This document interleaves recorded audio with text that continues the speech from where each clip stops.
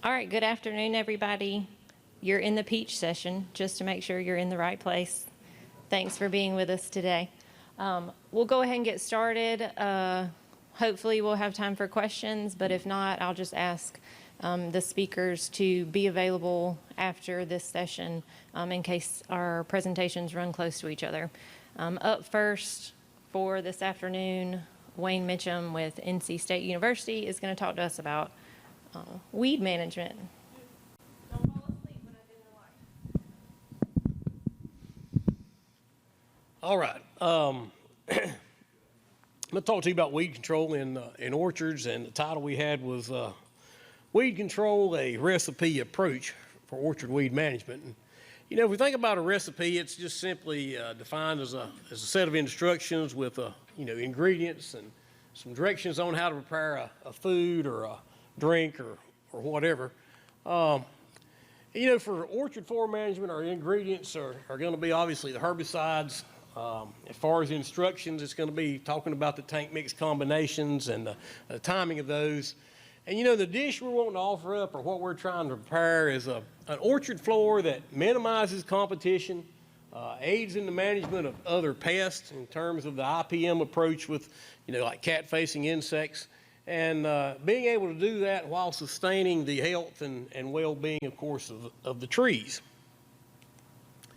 And, a nice photograph here of an orchard in the summer that ideally looks like an ideal management situation, I think, for that time of year. A good weed control program basically maintains that herbicide strip weed-free under those trees to prevent that competition, to maximize the radiant heat benefit during spring freeze events. We're going to maintain vegetation or some plant residue, at least in that row middle, to try to prevent erosion. And we try to maintain that, at least the residue or some form of cover, ideally throughout the year. And of course, as the canopy of those trees develop and you get leaves on the trees, you're less susceptible to erosion issues than you are when you're in the dead part of winter. And we want to rotate herbicides, especially our pre-emergence herbicides. And the primary reason we want to do that is to promote weed death and at the same time promote tree health. We talk about herbicide resistance a lot in agronomic crops, and it is a big issue, and we know what's happened where the overuse of technologies have led to the development of resistant species. And unfortunately, in orchard situations, we still use a lot of different materials, a lot of pre-emergence herbicides, a lot of different modes of action, and developing necessarily resistance issues isn't as big a concern, I don't think, for us there. But we do have to be concerned about using a herbicide program year after year after year, and the potential for that selecting for weed species that program doesn't control, or potentially, something like Cinbar has a tendency to maybe build up over time, and continued use for that for multiple years can result in some issues, I think, with tree vigor and tree health if you use that continuously. Herbicides need to be applied in a manner that's timely. They need to be applied timely for specific orchard events. We want to eliminate the winter annual broadleaf weeds. We want to maximize the radiant heat benefit. And again, we come back to preventing competition. With the idea that in order to maximize fruit size, we've got to take advantage of a herbicide, have a herbicide strip. It takes advantage of that, initial cell development and that final swell. And we pretty much know for some research that we've done, in order to maximize fruit size, we've got to keep an orchard or that herbicide strip pretty much weed-free to within the last 2 weeks before harvest. We go to talking about timing, and I was telling Sarah I really hate not having a mic that we can move, because this thing is a real pain. I'm having to stand here and look. But fall, we know that the fall timing is very important underneath that herbicide strip. The timing of that, ideally for making those pre-emergence herbicides for that fall application, would be ideally between Thanksgiving or between Halloween and Thanksgiving. If we put out pre's in, we can get some good residual. We can keep that area weed free underneath those trees going into the period before bud break and taking care of those winter annuals for cat-facing insects, maximizing the radiant heat benefit again there. And we go to thinking about our choices for pre-emergence herbicides. And still trying to move this so I can move. Well, it's not going to work. We go to thinking about our choices for pre-emergence herbicides. Allion ideally is a great herbicide from a pre-emergence standpoint. Works really good put out in the fall. Pendar GT does essentially the same thing. As far as differences between those two, the Pendar GT has the goaltender in it. It's going to give you some post-emergence activity, whereas the Allion is purely a pre-emergence herbicide. And flumioxazin, which is, Chateau, there's some other products out there that have the peach use on it or orchard use on it as well, does the same thing. We get residual and post-emergence activity out of it. And those three, going back sort of to a recipe perspective, those three are the Duke's mayonnaise of mayonnaise, okay? I mean, those are the ones that's going to be your three that sort of, in my opinion, excel to the top in terms of length of residual and spectrum of activity and what's going to last the longest. The rimsulfuron and rimsulfuron plus simazine are options. They're not going to give you quite as long residual. They will get you through the spring freeze events. They will get you through that initial timing error for cat-facing insects. But we're probably going to have to go back in there 3 or 4 weeks earlier to clean up than we would if we used one of these other products. And so also, with these, we'd think about putting a non-selective post-emergence herbicide with those, either glufosinate or paraquat. As far as which one I would use over the other one, I think if I'm using nothing but Allion, I'm probably going to lean a little more towards the glufosinate. If you wanted to spike the Allion with a little bit of rimsulfuron, you might go with the paraquat. But if I'm using purely Allion in the fall, I'm going to probably lean towards glufosinate. It's going to be a little better on these rosette type weeds, whereas paraquat, they're going to regrow. But if you've got Pendar GT with that paraquat or the flumioxazin, the Chateau, you're less likely to have that regrowth problem occur. This is just some work we did actually last year, and we've done this a number of different years. This was just another trial we were doing, and actually we did this one up in western North Carolina. So, with these dates and everything, if you're down around Edgefield, you're in Fort Valley, you probably can shift these timings here where we did these evaluations back about 3 or 4 weeks from where we took these observations up in Hendersonville. But we're looking at percent bare ground here essentially, and here we have this is Allion at 3.5 fluid ounces. This is Matrix at 4 ounces. Here we have Chateau at 12 fluid ounces, run a real high rate there, and we run Pendar GT here at 2 pints. You can see there that if you look at that in April, all those doing a real good job as they were in March. And we get over to May, obviously, I think the surprise there is a little bit is that the Chateau at 12 fluid ounces was beginning to break down a little more than I would have expected to, especially at that rate. And we didn't really get any more benefit out of that 12 fluid ounces than we have in other trials where we've used it at 6 and 8 with that fall application. But if you look at the Allion and the Pendar GT, those were doing extremely well, but those observations there were made all those were made the last week of March, last week of April, and the last week of May. So that gives you kind of an idea of how long those persisted. And, if we're looking at the rimsulfuron there, we see it's already beginning to break down relative to the other three. The second component after we make that fall application underneath the herbicide strip in the orchard, we're going to have to deal with those winter annual broadleaf weeds in those row middles. And we will do that again from managing those winter annual broadleafs because we know those are good hosts for overwintering cat-facing insects, stink bug complex. So ideally 6 to 8 weeks prior to bloom, we'd like to go in and eliminate those winter annual broadleaves in the row middle, because if we did a fall application, we've took care of them in the herbicide strip. If we have a perennial grass sod, you know, you're going to have, if you got a fescue row middle and you're in western North Carolina, or you're on up in Virginia or in the Piedmont of South Carolina, you know, we typically have those fescue middles. So the weed options we've got there really are either 2,4-diamine by itself, or we can run some 2,4-diamine with some stinger, or we could run some stinger by itself. You know, as far as the differences go on that, you know, 2,4-D is going to suppress clover. It's not going to control it. The stinger is going to take the clover out completely. You know, the combination of the two are very broad spectrum. If you have some things like some dock or some dandelions and some things of that nature, the combination does typically just a little bit better. Now, if you have native vegetation in that row middle, and you're, you know, down in on the ridge or in Georgia, where native vegetation is more likely to be what you have in those row middles, we've got a little bit different options. 2,4-diamine with some rimsulfuron works really good.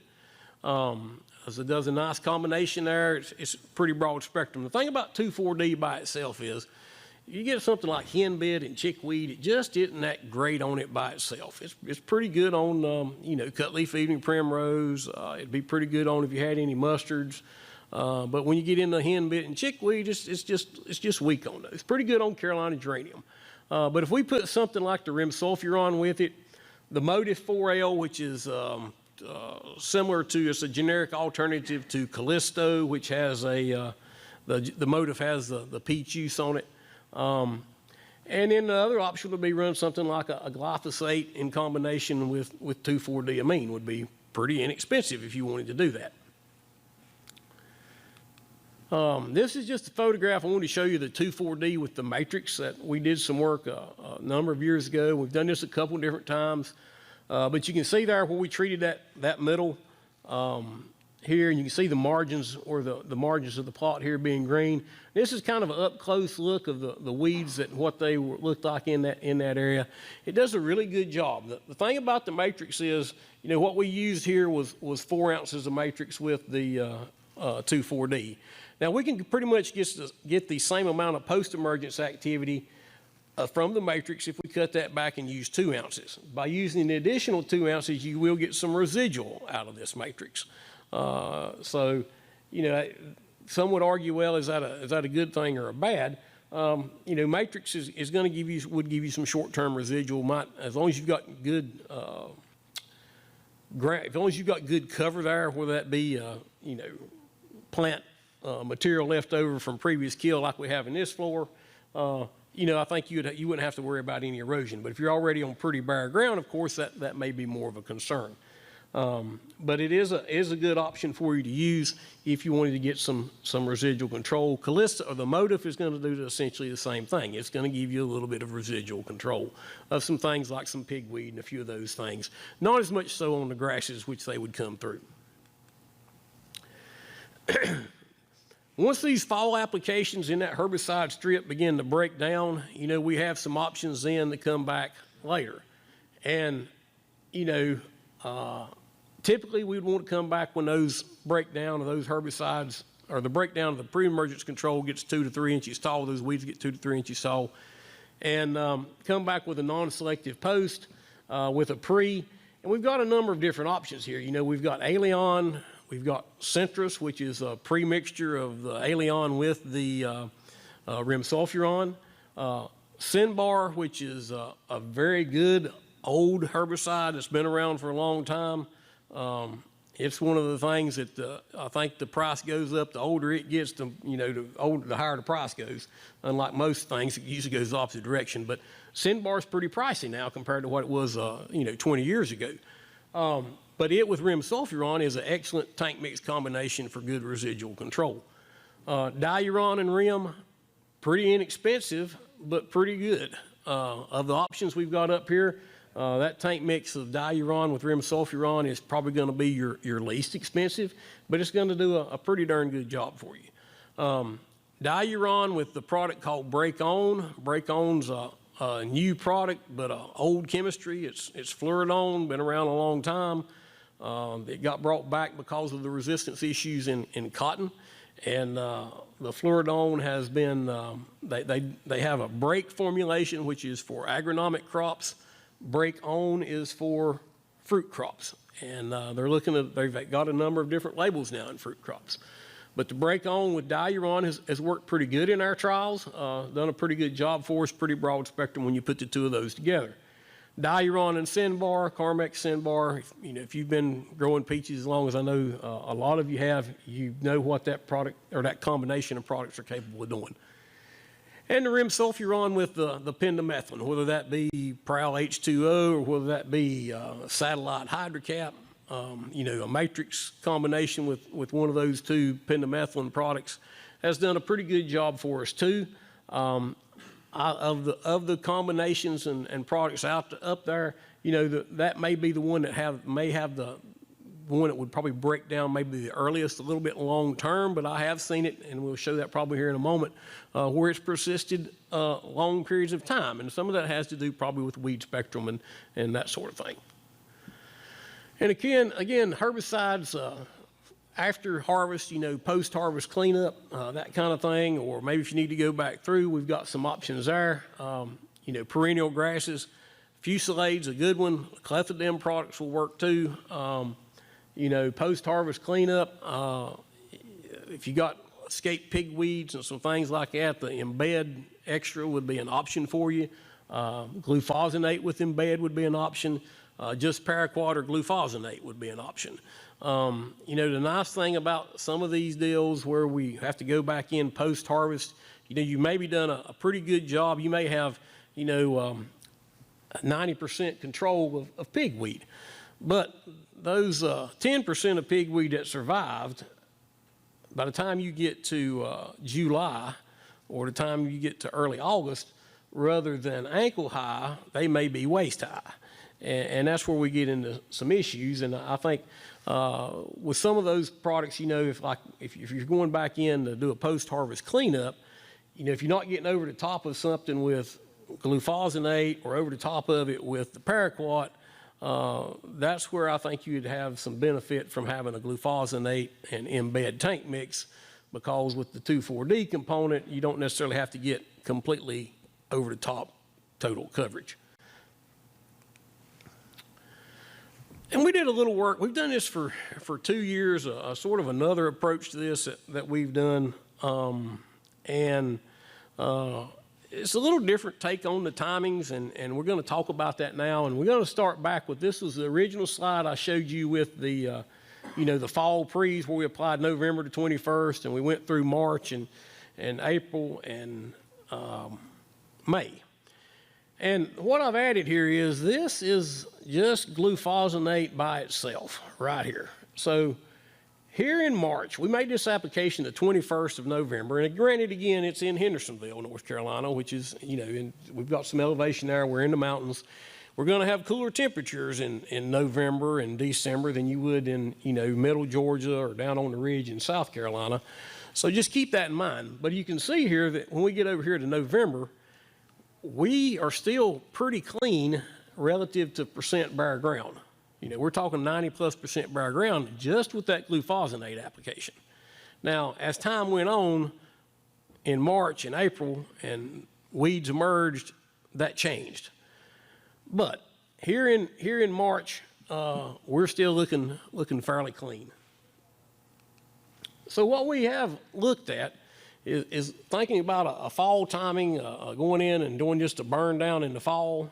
And I was talking with somebody in the trade show a while ago about this, timing some of these things like this. And then coming back with a winter application, of course, prior to bud break, I would time that, sometime in depending on where you're at, but sometime in the couple weeks before you would be expecting bud break to occur. Coming in with that application and putting down a pre-emergence herbicide. Now, depending on how clean you are and what's there, you may be able to get by with nothing but a Chateau. But let's say worst case scenario, we may have to put some paraquat with that or some glufosinate. But we've got a number of options here. We can go with Chateau, we can go with Allion, we can go with Centris, we can go with Pendar GT.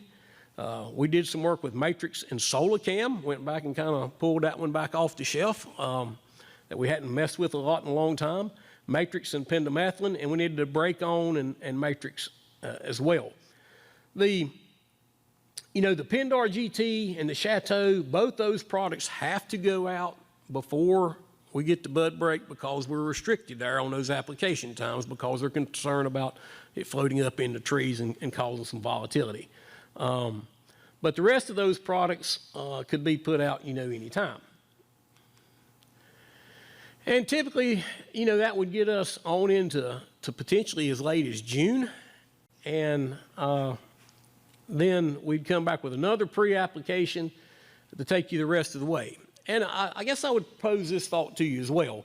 This may be something you think about for later season, later maturing peaches, the stuff you're going to be harvesting maybe in late July and potentially into August. Whereas maybe the other program might be geared more towards your earlier season stuff. That's just something to think about. With your pre-emergence herbicides, again, we can come back with the Allion Matrix, the Centris, the Matrix by itself, Matrix and Solacam, Matrix and pendimethalin, break on, and Matrix. So this is some work we did again. Like I said, this was actually in Henderson County as well. Observations here were made September the 7th. We put out our winter application, which, keep in mind, we're in the mountains here, was March 3rd. So obviously, if you're in the Edgefield, that's going to be moved up, March 23rd, and then followed that by June 21st. If you look at the first one here, we've got 88% bare ground with Chateau. We run 10 ounces there and followed that with 4 ounces of Matrix. The other one is break on and Matrix. That was 21 fluid ounces of break on with 4 ounces of Matrix applied sequentially. Then we had Allion at 3.5 fluid ounces with Matrix at 4 ounces applied sequentially. We had Matrix plus satellite hydrocap applied sequentially, 4 ounces of Matrix. Satellite hydrocap is a generic alternative to Prowl H2O. It was put out at 2 quarts, again applied sequentially on March 23rd and June 21st again. Matrix and Solacam, that was Matrix at 4 ounces and Solacam at 2.5 pounds per acre, applied in March, and then that same thing done again on June the 21st. And then Allion sequentially at 3.5 fluid ounces, and we included a non-selective burn down with these applications to control any emerged weeds. The bottom line is, September the 7th here, we've got percent bare grounds hovering around 90% with any of these combinations. That's pretty darn good. That's very good. Now, let me give you full disclosure. Here's the weed spectrum we're dealing with, okay? So we were dealing with crabgrass, Virginia pepperweed, prickly cider, carpetweed, horseweed, some cutleaf was in this site, purslane, and some Carolina geranium. Now, again, that's very good residual control. And I think if you get into something, if you've got morning glories, then some choices we would make on what we use here would change a little bit. Because, I don't know that rimsulfuron and pendimethalin is going to do a good job for you under a heavy morning glory situation. Whereas maybe the Chateau program followed by something like some Allion potentially, or Chateau followed by something else might be a much better choice for you if you had morning glories. So just keep that in mind in what we're looking at here. Now, I guess this is a question I have, and a concern that kind of brought to my mind is, how we doing on time? Okay. With the winter timing, is that a good time relative to other tasks you have to take care of during peach, with pruning and that sort of thing? And then the other question, I guess, you could take it even further, is that making that application of pre-emergence herbicide in June for your second trip, is that going to be a problem for you, or if it's late May? Are you going to have the time to allocate someone to be making those herbicide applications?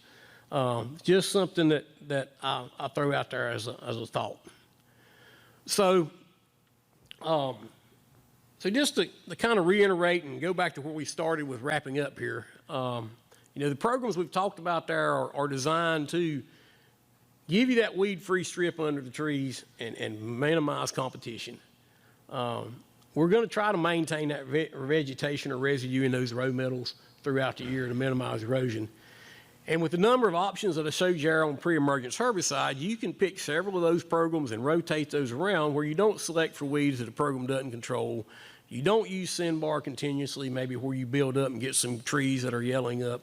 So it's good for tree health and weed death. And we got applications here that are timely in taking care of issues that are herbicide programs impact, but are not directly tied to necessarily just weed competition, like the radiant heat benefit and like the cat-facing insect issue. So that will wrap me up. If you've got any questions, we got time, I guess. Yep. So we got a little bit of time for questions, if you've got any. Yes, sir. Is Alien the only product I should be worried about if I extract the peach trees and want to row crop that orchard? I mean, after I clean up the orchard. Hey. Well, Sinbar and Solicam, those two have a tendency to persist and carry over. You know, the Chateau, probably not when we're in the 6 to 8 ounce range, especially if you're going to follow it with something like a bean crop or a small grain crop. Yeah, you know, the Sinbar and the Solicam and the Alien would be the three that I'd be the most concerned about. All right. Oh, yes.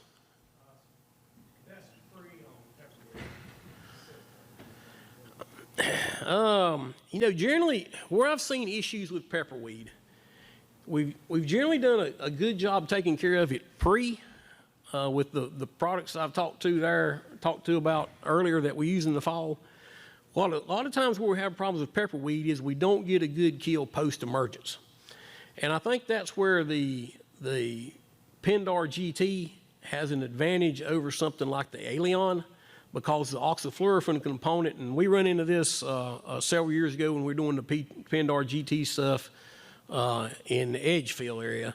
Pepperweed was showing up where we didn't have the GT. Where we had the GT, we were taking care of it. So the oxyfluorophene component picked it up, whereas just the gramoxone and the gramoxone by itself didn't. So I think what you're seeing is really a failure to control it post-emergence most of the time. Okay. Any other questions? Well, not, I'll be around. Appreciate you having me. And we'll be making the tour of the states coming up here in the rest of January and February. Thank you, Wayne. You good with the mic there? All right, let me know if you can hear me or not. I usually talk loud.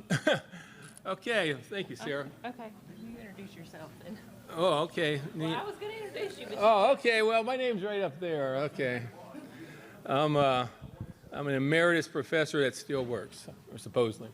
Let's see if we can hear that. Okay, I'm going to talk a little bit about which we always recently been concerned about, you know, chilling and how do we measure it and what have you. You know, you've seen this slide before. We need to have enough cold to break dormancy for a temperate tree such as peach. And obviously, we're trying to do it by showing unit accumulation, and there's different ways to do it. And unfortunately, they all aren't the same, and I'll mention why I think some are better than others. Okay, the models, you know, you always hear Weinberger. He did this way back in 1950, so it's been around a long time. It was sort of tweaked where we like to look at between 32 and 45 degrees, not anything below 32, you don't get much activity or rest-breaking activity. At least that's what the science sort of suggests. We also have warmer temperatures in the south, so this model was done in Utah, which is not exactly a warm weather area in the winter, by Richardson in '74. Once again, it's an old model. I'll just say this model does not work for us in the southeast, and I'll show you a little bit of example. So I would not use chill units, even though that's available on a lot of the meteor sites, but it doesn't really give you an accurate presentation of what's going on. And then lastly, what I really strongly recommend is chill portions. I'll show you some data on that. And this is an old thing also from 1990. It was developed in Israel. It was mostly for Mediterranean countries where they had very warm winters. As I'll show you the data, our winters are getting warmer on average, and the projections are to continue to get warm. So California has adopted this, and at least I've been adopting it, and it seems to give you a better indication for rest breaking on peach if it's close. If we have a lot of cold, then it doesn't really matter. Chill hours works fine. So it's the preferred method if you can do it, and I'll give you some examples about that. Okay, just quickly, as you can see, this is all the models put together. The chill hours doesn't take effect of warm temperatures we get in the winter. That's what the units model was supposed to do, but it overestimates in the south and it really does not work. But chill portions does. Just go over work that Dick Oakey did just to show you for any 650 variety. You look, not all buds are 650, okay? So you're going to, if you look at the class of buds, probably plus or minus 100 for chill requirement or chill hours, you'll still get plenty of buds for produce a crop. And if you look at chill requirement class, if you have a 650, if you get 700 hours, you got over 80% of your buds are good. And so, in other words, when you look at what chilling you got, you do have some flexibility on the tree. But if you get more than 50 or 100 units below, then you're going to have essentially no crop. And you only need a small percentage to have a crop, but obviously you got to get at least that. So, all right. Normal, I'm going to talk about normal. Normal changes every 30 years. I'll show you the changes. But normal winters, we accumulate more chill hours than chill units here in the southeast, okay? But when we have warmer than, quote, 30-year normal winters, we result in lower chill hours, which we obviously know, but it favors higher chill unit accumulation. You'll see the chill units get closer and closer to chill hours. But other than chill units telling you that, it does not tell you enough about showing or rest breaking. So once again, I don't recommend it. So how reliable are chill hours, which most of you use to forecast your chilling requirement in peaches? I've shown this before, but it's a good indication of when you use chill hours versus chill portions. February 15th, these are 5 different years, and this is from data taken at a research station in California. And you can see in years 16, 17, which was a bad winter for us, and 13, 14, we had chill hours were lower than 900. And I usually ask the growers to look at, by February 15th, that should give you an indication whether you're going to get enough chilling, because towards the end of the February, you may not get any more or additional chilling. So I just also showed on 228, once again, it didn't get over 900 hours in both locations.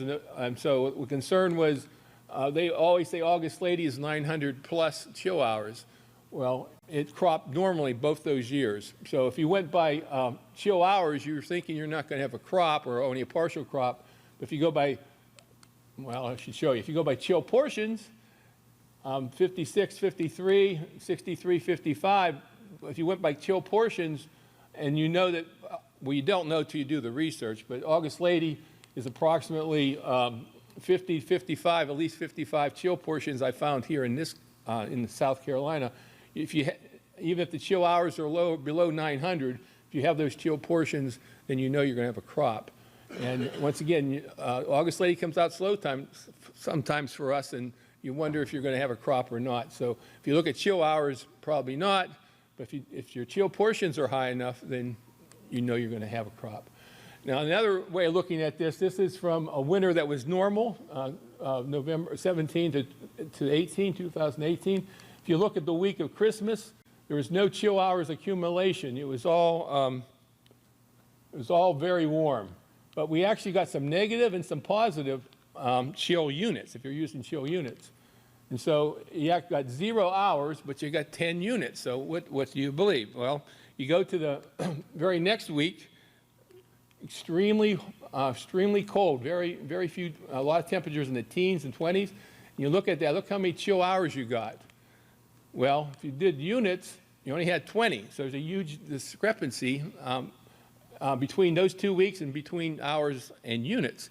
If you did chill portions for that first week, you actually got some chill portions. You got 0, but you got a few full chill portions.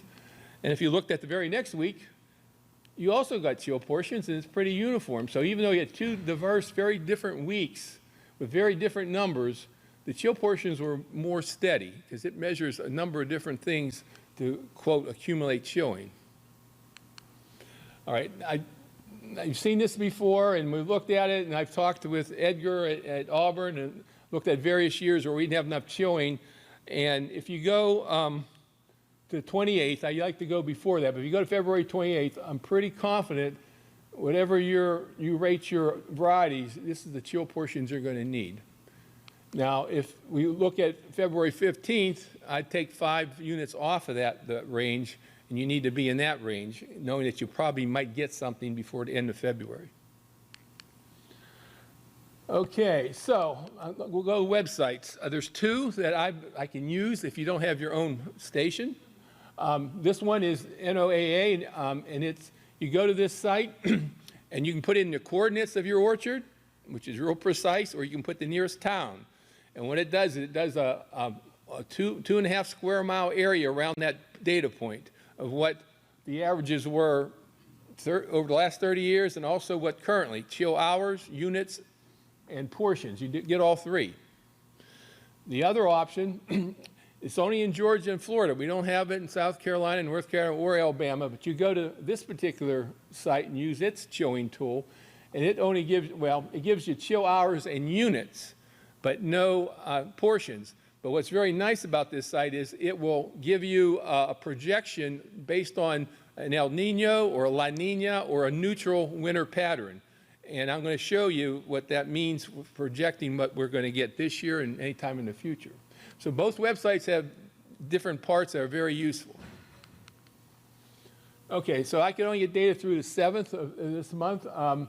This is the NOA one, and from there you can see the units, hours, units, and portions.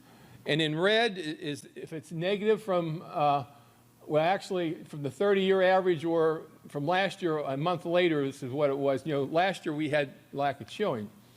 As you can see, we're from the average, we're down, but I'll show you, but portions we're not down quite that much. But units, once again, I told you when we have a warmer than normal winter, the units climb up and get closer to the hours. And really, if you have hours and you have portions, I wouldn't work with, I wouldn't even bother with the units. Okay, I took data from a number of different locations in the Ridge area and then also other parts of South Carolina. In the Ridge, as of the 8th or 7th or 8th, depends when I got the data, you know, we're up almost, well, 37.6 portions, which is good. I mean, it's still low, but it's good, and I'll show you where we're headed. If we look at McBee similar to the Ridge, then Chesney, and then up near Clemson, we're actually further along, and in Santee, we're around 30, which is a little bit low, but still much better than it was last year. So if we looked at the Musser Farm weather station, once again, the date that you start, the NOAA always starts October 1st, which seems very early. But I recommend if you have your own weather station, I would start October 1st too, because then you can compare, make sure, because you get very little in October. But it gives you an idea of whether you're comparing, if your weather station is really working the way it should, so to speak. I checked the NOAA data, and definitely their person that did the program does a very good job. Excuse me. Okay, so let me continue on this. And now we also looked at chill portions, and it's again where we're at. We're on the lake. It's an elevation. We're right, you know, on essentially a peninsula in a large lake, and we definitely are a lot different than.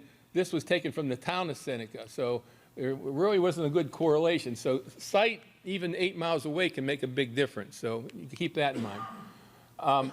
This is some information I got, you know, from Titan. They do track this. They start on November 15th, and through the 8th, they only had 28. I don't want to go there yet. They only have 28.5, which is, you know, lower than the station I had in Moneta by a good bit, but this one started October 1st, so that's part of the difference. So the initial recording date also is going to matter, okay? So if you're going to totally rely on your station, fine. But if you want to compare to like the National Weather Service, then I would start earlier, October 1st. You're not going to really get a whole lot in October, but at least they'll get you very close to what you should be when you compare it. And I have that listed there. And also, not only does it allow you to see if you're tracking, to double check, but it also allows you to go to the reference 30-year data bank that they keep. You don't probably have 30 years of data like they do, and that gives you an idea how the winter is progressing in your location. Okay, this is from the other website, the one that you can use in the agroclimate from Georgia or Florida. And what's very nice about it is, you get the date. Once again, I put on the 7th. That's a few days ago. At that time, only thing I get close to South Carolina was this one near Clark's Hill. So I have, it's not Clark's Hill, but it's right across the lake. But you can see it gives you this season, last season, historic average, and also which type of climatology. And we're in a very, very strong El Nino winter. And that's going to come into play with some slides I'll talk to you in a bit. But with that, we're right there. That's the actual station. And I showed you a previous slide. The ridge is averaging about 597, so it's pretty much online. And if you go with these projections, once again, I'm going February 15th and not the 28th. If you go February 15th with this type of climate, this is the range of chilling you should expect. So anywhere from about 900, almost 1,000, to about 840, 850. So the worst case scenario, you should get at least 850. But I promise you that, but that's if you use this chart based on historical data with this type of winter weather pattern. Okay, I put some other, Fort Valley, I found some interesting things. All right, this is from the NOA data, and I took out units. We'll just look at chill hours and portions. It had 491 from this location just outside Fort Valley, and there was the chill portions. And both are negative, the hours and the portions, but the portions aren't too bad, but they're off, from historic. When I say historic average, that's 30-year average, and that changes every 10 years, and I'll show you how it's changed later. I also I thought I'd do South Georgia, and once again, they're slightly behind also from average. This is not from last year, because, well, unfortunately, with the NOA data, they don't let you go back to the previous year. It's very difficult. They give you a huge data set, and you have to do it yourself. So I don't know what it was last year at this time, but on the average, we're a little bit behind. So I went to Fort Valley University looking at the agroclimate, the other website, and their chilling hours was 100 less than just outside of town, and I'm not sure why. But you use the projection there, and they're projecting by the 15th of February about 678 to 812 chill hours. So I think conservatively, you're going to get maybe as much as 700 hours, and hopefully as much as 800 hours in the Fort Valley area. And that's to the end of, well, it's to mid-February. You can still get some more after that to the end of February, and then if you don't have a real hot spring, heat will actually help the trees come out as long as it doesn't get too hot. As long as it stays in the 60s or 70s during bloom, you get a little additional effect of breaking dormancy.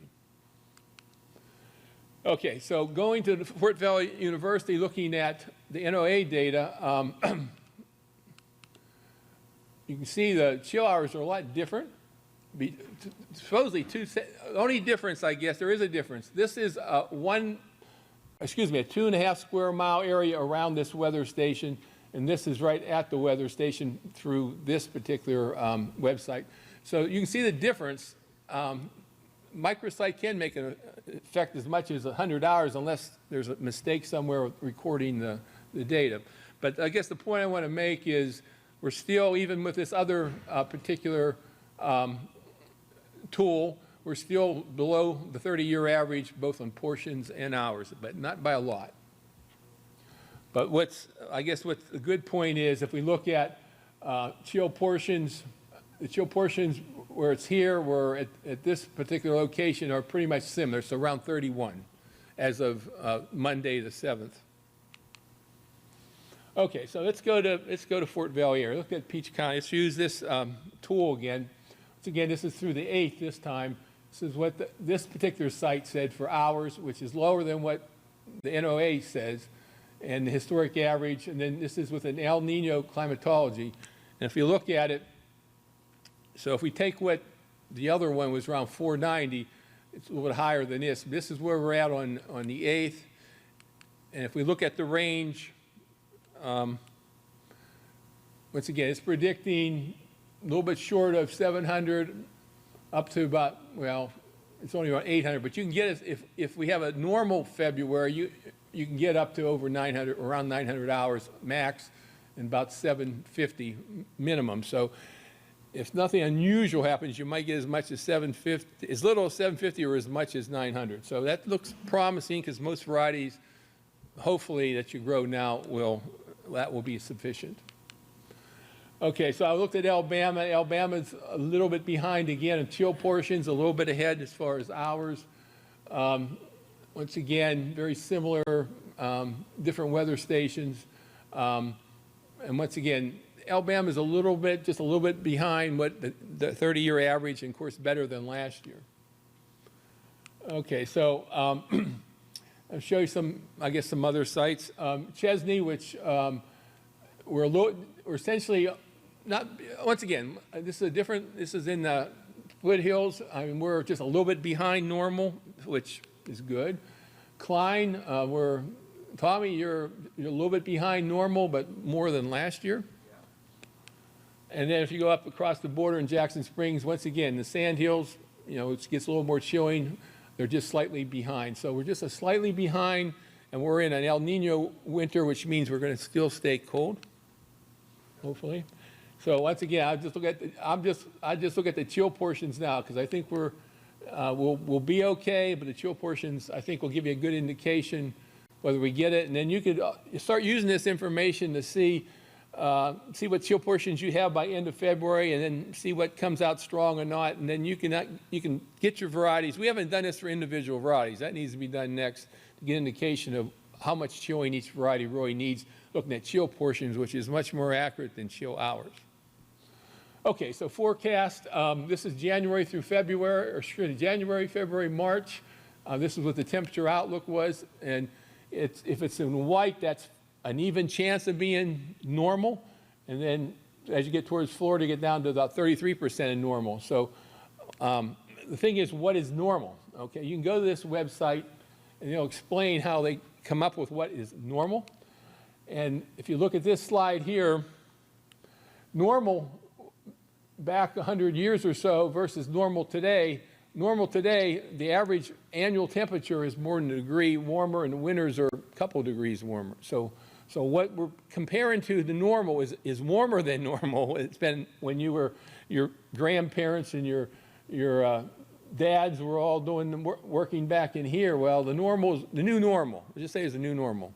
So when you look comparing to normal, you're comparing to a warmer normal than the past. So keep that in mind. The last two strong El Nino years is this winter, 22, 23, and the last one was 15, 16. That particular year, we were marginal on chilling. Some varieties didn't do well. Of course, the following year, we were really short on chilling. So this is a marginal chilling year, and I just want to show it was one of the hottest on record. And of course, as you probably heard in the news, this past year was the hottest annual temperature in the world since they took data 150 years ago. So we're up in here. So that should concern you. Would normally concern us about having one of the warmest years. But when we have a strong El Nino, we get the different effect. We actually get cooler weather where we're at, which is a benefit.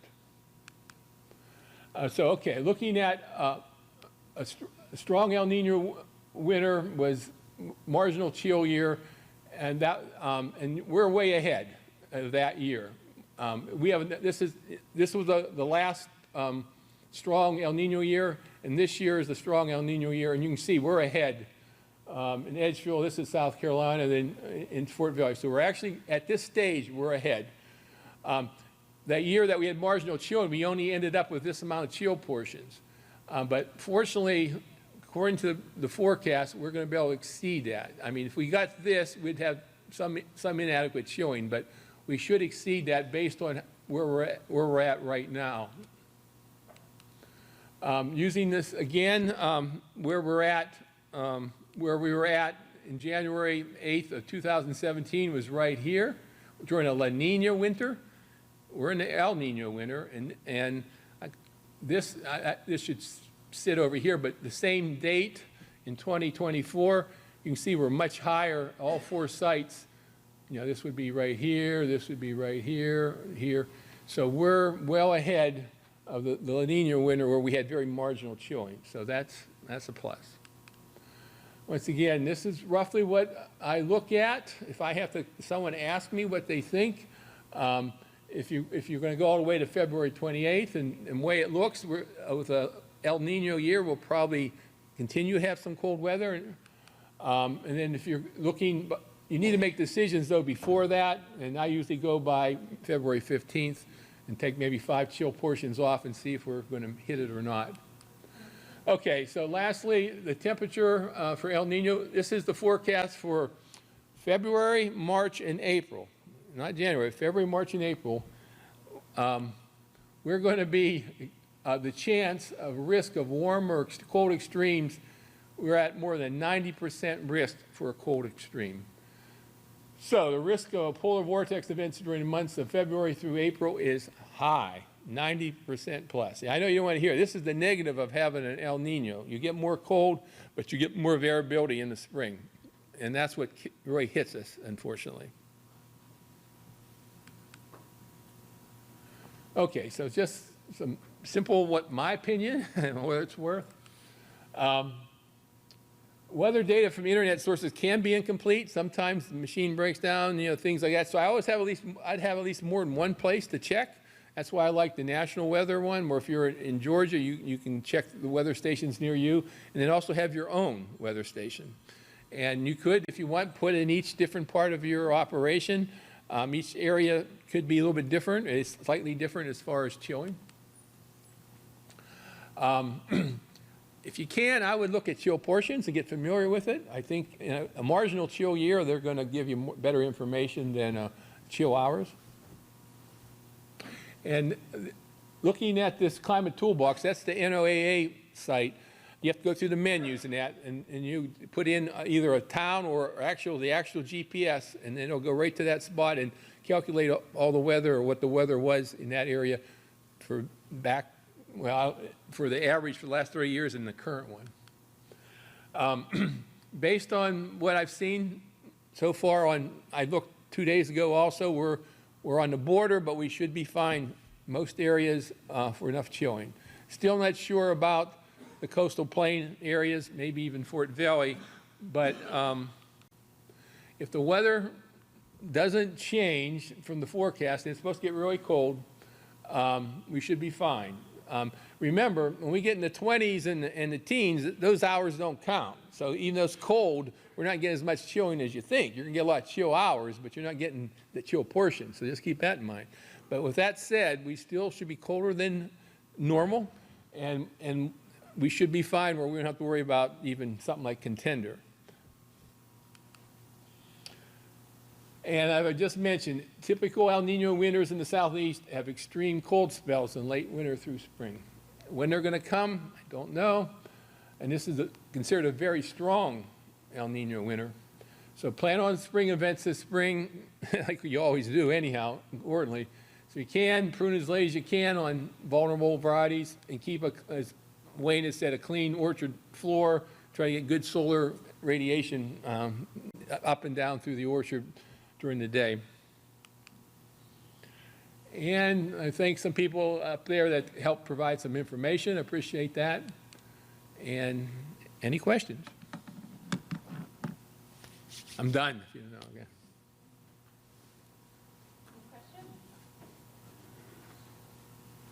Okay. Okay. Covered it perfectly. All right. Thank you. Thank you, Dr. Rieger.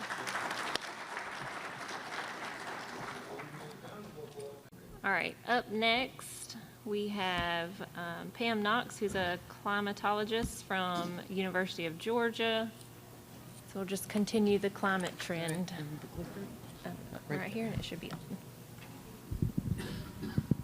All right, well, it's good to be back and see you folks again. It's been a few years since the last time I was here. Be a little bit of overlap with what Greg just talked about, but not too much.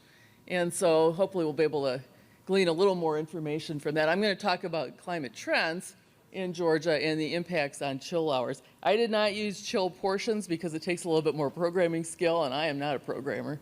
But it is something that we intend to add to our website for the Georgia Weather Network, University of Georgia Weather Network. Those stations are the stations that show up on the agroclimate website that Greg talked about and showed, and I'll show an example of that as well.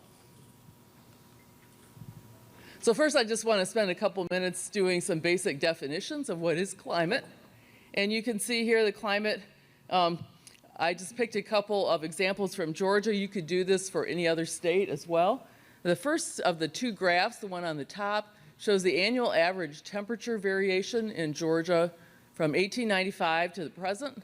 And you can go back and look at these later or contact me and I'll be happy to send you a copy of this. This is from the Climate at a Glance tool from NOAA.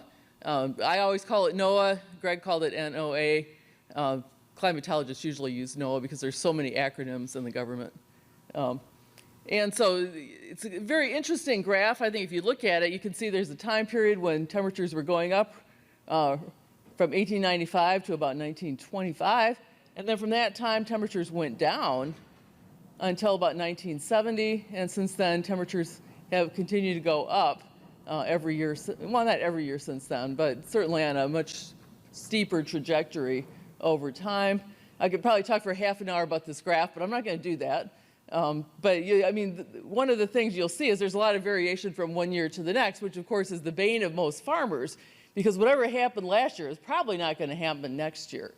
And so you have to keep that in mind. Even though there are these trends that are going on, the cooling that happened from about 1925 to about 1970 in Georgia and in the southeast overall was due to the increase in the burning of coal in the Midwest, which put out a lot of black carbon and soot that reflected sunlight and it cooled things off. And in 1970, the Clean Air Act went into effect. Our air got a lot cleaner and we got more sunlight and temperatures started going back up again, just like they are everywhere else on the planet. And so that was kind of temporary cooling that was caused by something that doesn't exist anymore. So we're not, unless we start putting coal dust back into the atmosphere, we're not going to see that cooling again. And of course, there's a lot of health risks with that. You can look at climate in terms of timelines, which is what that first graph is. You can also look at it in terms of space and how things change. Of course, you all know if you walk your properties, the climate is not the same everywhere, even on a small property. There's dips and valleys. There's higher places, there's wetter places and drier places, and all those will affect the microclimate of one area. And so you have to really know what's going on in those different areas across your property. Climate is determined mostly by conglomerations of lots of data. So you look at averages, you look at extremes, you can look at trends, look at cycles, look at ranges, and other things like that. But climate is not really so much based on individual weather events, but what's happening over a long time period. If we look at it in just terms of one space, this is called a thermograph. Thermograph is a graph that shows a number of different things. It shows both climate and weather. This is the thermograph for Savannah Airport for this past year, 2023. And you can see the green band on there is the annual average, or is the daily average high and low temperature. So you get this from your television reporter or something like that, based on the 30-year averages. The reds are the extreme high temperatures for every individual day in that year. The blues are the extreme lows for every individual day that year. And then superimposed on this, there's some gray bars. That was what actually happened in 2023. Of course, one of the things that really sticks out in this graph is February. And when you look at this, you can see February was way, way, way above normal. It was a couple months off of what we usually expect for February. So it's no wonder that everything started to bloom early, because we had enough chill hours earlier in the winter, especially we had that cold outbreak right around Christmas. There was enough chill hours so that the plants were ready to start blooming. And then we went through that incredibly warm spell. So everything started to bloom. In some cases in Georgia, I think as much as almost a month early in some cases. Depending on the variety, of course, some of them didn't get enough chill hours either. So then they sort of bloom more sporadically. And I think Dario would probably talk to you about that if you talk to him. You can get this thermograph from any other location that has a weather station from the Midwest Regional Climate Center. And the website is listed on there. So if we look at how the Georgia temperature has changed over time, the trend you see really depends on how old you are, right? Because if you have a shorter memory, you're not going to see that big change in temperatures unless you go back and look at the historical data. So the average age of most farmers in the U.S. is about 60, which is the shorter green line there. I was born in 58. I'm 66 years old, so a pretty good close average. Since about 1960, the temperature has gone up quite a bit over time. If you look at the longer record, it's gone up too, but certainly not as much because we had that long cooling period.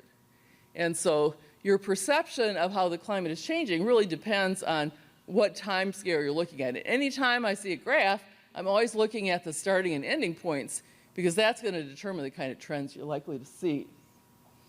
And like I said, the cooling period is mostly from that period where we're having more stuff blown into the southeast from coal burning plants, mostly in the Midwest, like the Ohio River Valley.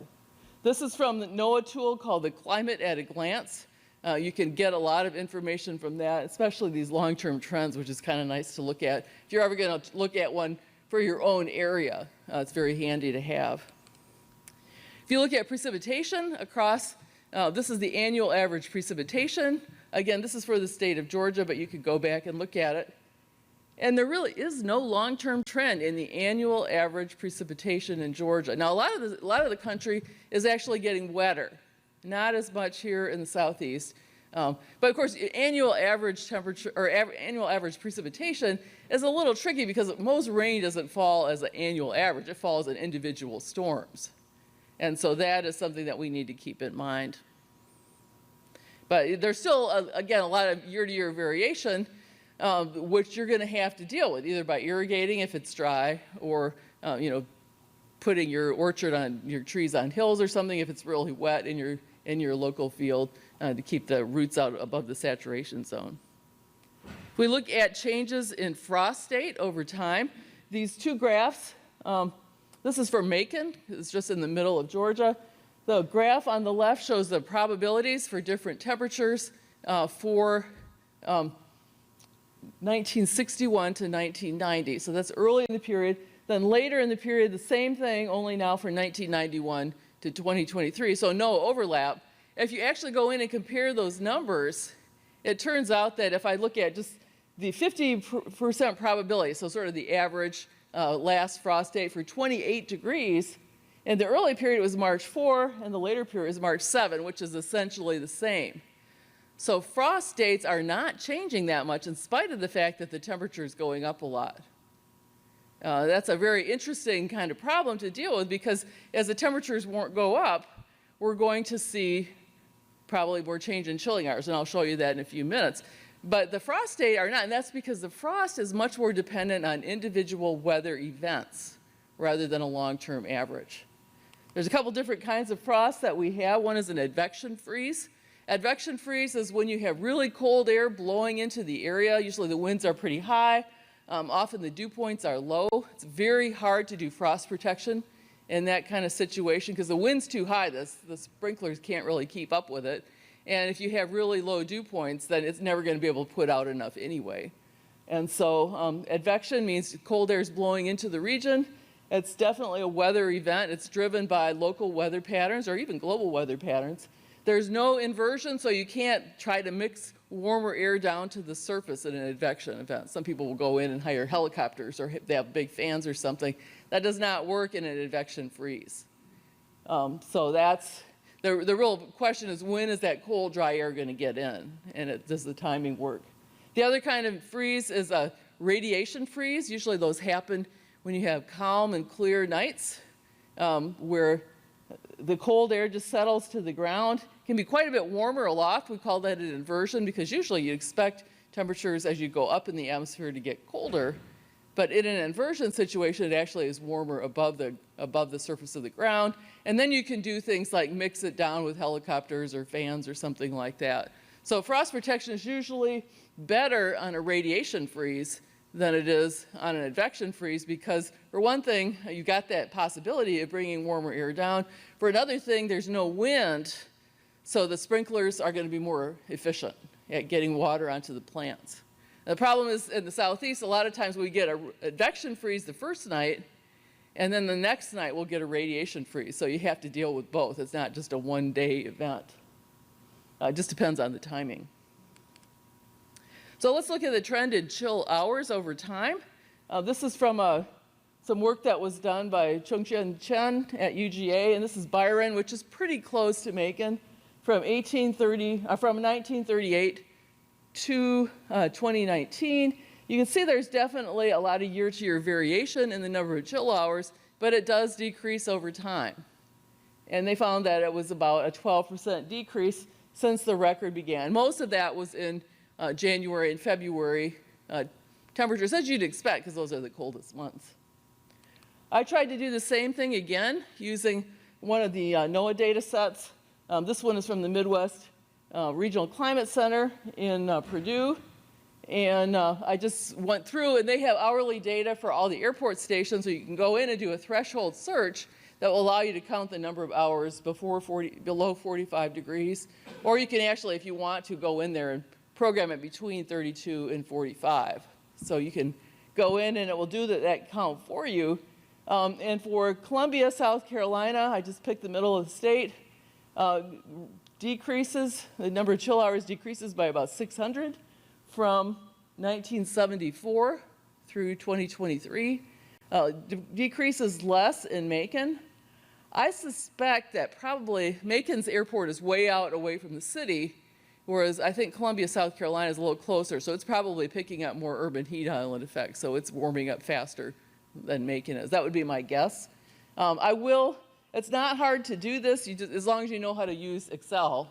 So I'll try to remember to put some instructions for how to do this on my blog site at site.extension.uga.edu, and that will be up on the last slide as well, in case you want to know how to do it for your own location. The trick is you have to have a station with hourly data, or you can't do the counts correctly. So, I mean, you can definitely see that the number of chill hours has gone down quite a bit over time at every one of those locations. I don't think you could find a station where it hadn't gone down. And that is expected to continue because the rising temperatures are also expected to continue. And so you're going to have to deal with having fewer chill hours in the future. Whether you count them as chill hours or chill portions, I think it's going to be an issue. Another thing to keep in mind, and this goes back to something that Wayne said about erosion, although the annual average precipitation is not changing, it is coming harder than it used to. It's coming in more intense days, like the day we had this past Tuesday, where at my house in Athens, Georgia, we got 4.4 inches of rain in about 6 hours. Incredible amount of this. I have a creek in my backyard, and it was coming up the hill. Fortunately, it didn't get to my house, but it's coming very fast. So those are the kind of events that cause most of the erosion. So if you have a good plan to prevent erosion in your orchards, then that's a good thing, because you're going to see more of these really heavy rain events in the future. Also means that since the annual average isn't changing, we're getting these really heavy bursts, but we're getting longer dry spells in between. So that means you're going to have to be very careful about how you manage your irrigation, because you're going to have those longer dry spells. Okay, this is just a few examples. Before I talk about this, let me just talk for a minute about chill portions. I think one of the reasons that chill portions works really well is because it not only combines the chill hours, which is more of a climate thing, but it resets when you have a weather event that gets really warm or something like that. So chill portions is a way of combining climate and weather together. And since that's what the plant really feels, I think it's better than using just chill hours alone. But it is more complicated to program, and that's why a lot of us use chill hours, just because it's easy. Greg gave some examples of where you can get chill hours. There's a place, this is from the Midwest Regional Climate Center, the vegetation, I forget what vegetation index profile or something like that. You can go there and look at that. That has these maps that show the chill hours across that's chill hours, not chill portions, across the whole country, so you can go in and look at that. And they also have departures from the long-term average, so you can kind of see where you are with respect to other years. So this is kind of a nice, quick and easy way to look at chill hours across the region. Chill hours are based on either National Weather Service data, which is usually airports plus some cooperative observers. And then agroclimate is based on weather networks like the one that we have in Georgia and the one that they have in Florida, Vaughan. South Carolina does not have one yet. I hope they're going to get one soon. Alabama has 3 different networks that don't talk to each other. That probably isn't surprising. And so, you know, all these are different, but these are some pretty easy ways. I didn't know, I hadn't looked at the climate toolbox, and so that's going to definitely be one that I look at for chill portions in the future. This is the agroclimate site. It's run by some folks down at the University of Florida. And you can see all the individual dots there are individual weather stations. I don't know why they don't have all my stations, because I definitely have more stations than this, but I have to negotiate with them to add some additional stations. You can go in and pick an additional station, and Greg showed this. You get this chart that shows, this one is for Peach County, Georgia, which is just a little ways away from Macon, just to the southwest of Macon. The blue line on there, which is the bottom, was last year, 2023. You can see how low that was and how flat it got in February because it was so warm.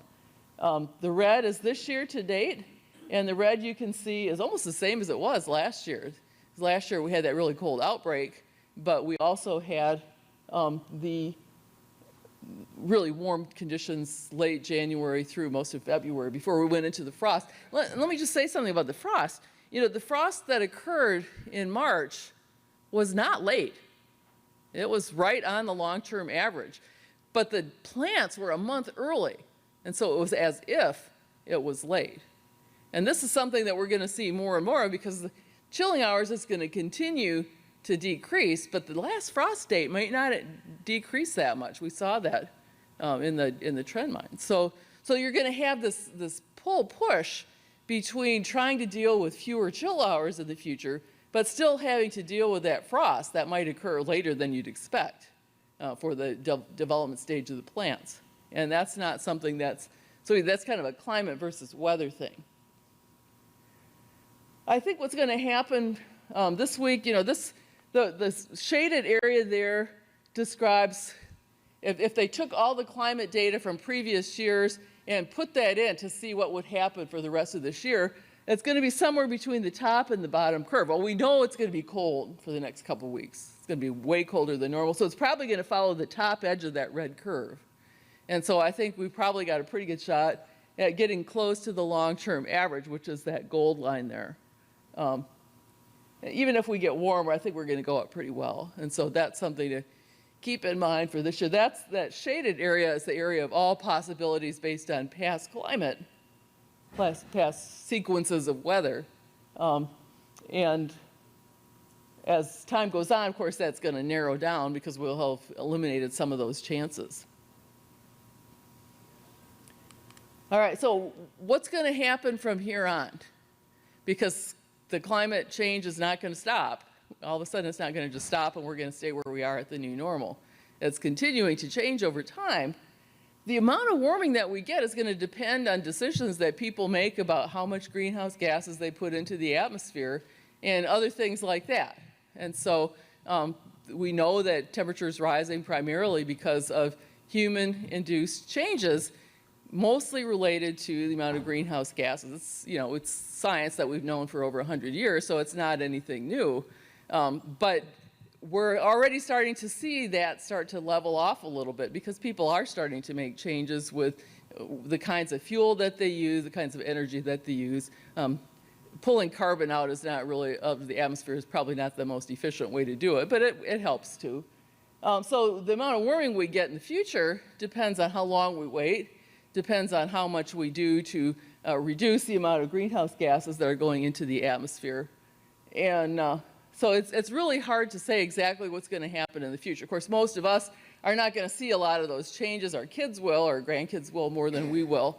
because at 66, even if I live to 100, it's not going to change nearly as much as if you're my son's age, which is 27 or something like that. The changes are going to be the biggest in the Arctic. That's because in the Arctic they have feedbacks from the amount of snow that's there. If you don't have snow, the ground is a lot darker, absorbs a lot more sunlight, so it gets warm faster, because snow is very reflective. If you've got sunlight that comes in, reflects the sunlight back to space, that keeps things cool in the Arctic. And so that's why their climatologists are looking at the impacts on the Arctic very much, because that's going to affect things. And that will also affect things like the polar vortex, which I thought I put in here, but it's not in here yet, so we'll see. The average temperature is the easiest for climatologists to model using climate models. They're not that much different than weather models. They have a little bit different features. It's kind of like weather model might be something more like a sports car versus a climate model might be more like a Dodge truck or something like that. They're built with the same material, but they're built to do different things.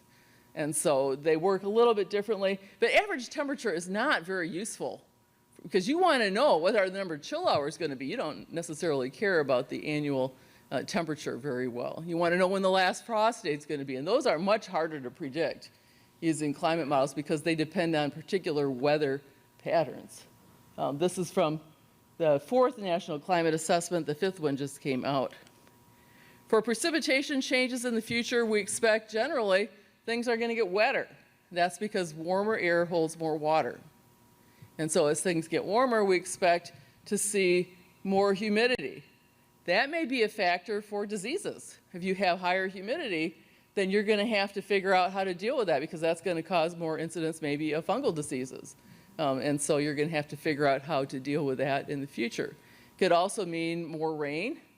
We see a lot of rain increases, especially up in Wisconsin and Michigan, which is where I grew up. You can tell from my accent. They're getting more rain. In North Dakota, they can grow corn in places they couldn't grow it before, because now they have enough rain to grow corn, where before they could only grow wheat. So we know things are changing, and farmers are adapting to that by taking on new crops, by taking on new management techniques. And so we do know that infrastructure that we have now, we're talking about how water comes off of highways, for example, how big your gutters are. Infrastructure is not designed to handle those heavy rains, and so we have more flooding.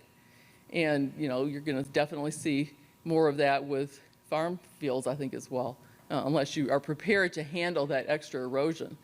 Most of you probably aren't livestock producers here, but if you have a manure lagoon, you have to build it to hold a certain amount of flooding rain. And if that amount goes up, then you're going to have to change how you build those things, because you're going to have to hold more potential rain in the future. Most infrastructure is built based on data that's probably at least 25 to 40 years old. We've had a lot of rain since then, and a lot of it's been pretty heavy rain as well. So if we look at agriculture in the future, some of the things we expect to see are the growing season's going to increase. Not necessarily bad news for agricultural producers, because if you like to do things like double crop, maybe you put corn in early, you put in peanuts afterwards or something, you're going to have a longer time period to do that. If you're only growing one crop like peaches, then that's probably not going to be as much as an issue, but I think a lot of you probably grow more than one thing. Warmer winters are going to affect the number of chill hours, and so you're going to have to pick varieties that only need fewer chill hours. They grow peaches down in Florida, and so I know that that's going to, and the next talk is about that, so I'm interested in hearing about that. So it's not like we're going to all of a sudden not be able to stop growing peaches in Georgia. I think we're more likely to lose apples, because apples are already kind of just hanging on in Georgia in the northeast part of the state, where it's colder with higher elevation. Dry days means more irrigation. More hot nights means more stress on things like livestock. And there is an increase in carbon dioxide does positively affect growth of plants a little bit. Unfortunately, it's usually weedy plants like poison ivy that really like carbon dioxide. And so it may help all plants, but it's going to help some plants more than others. Peach producers, in general, need to know that the number of chill hours is going to continue to decrease in time. Frost dates will get earlier, and they are getting earlier, but it's much slower a rate than is happening now.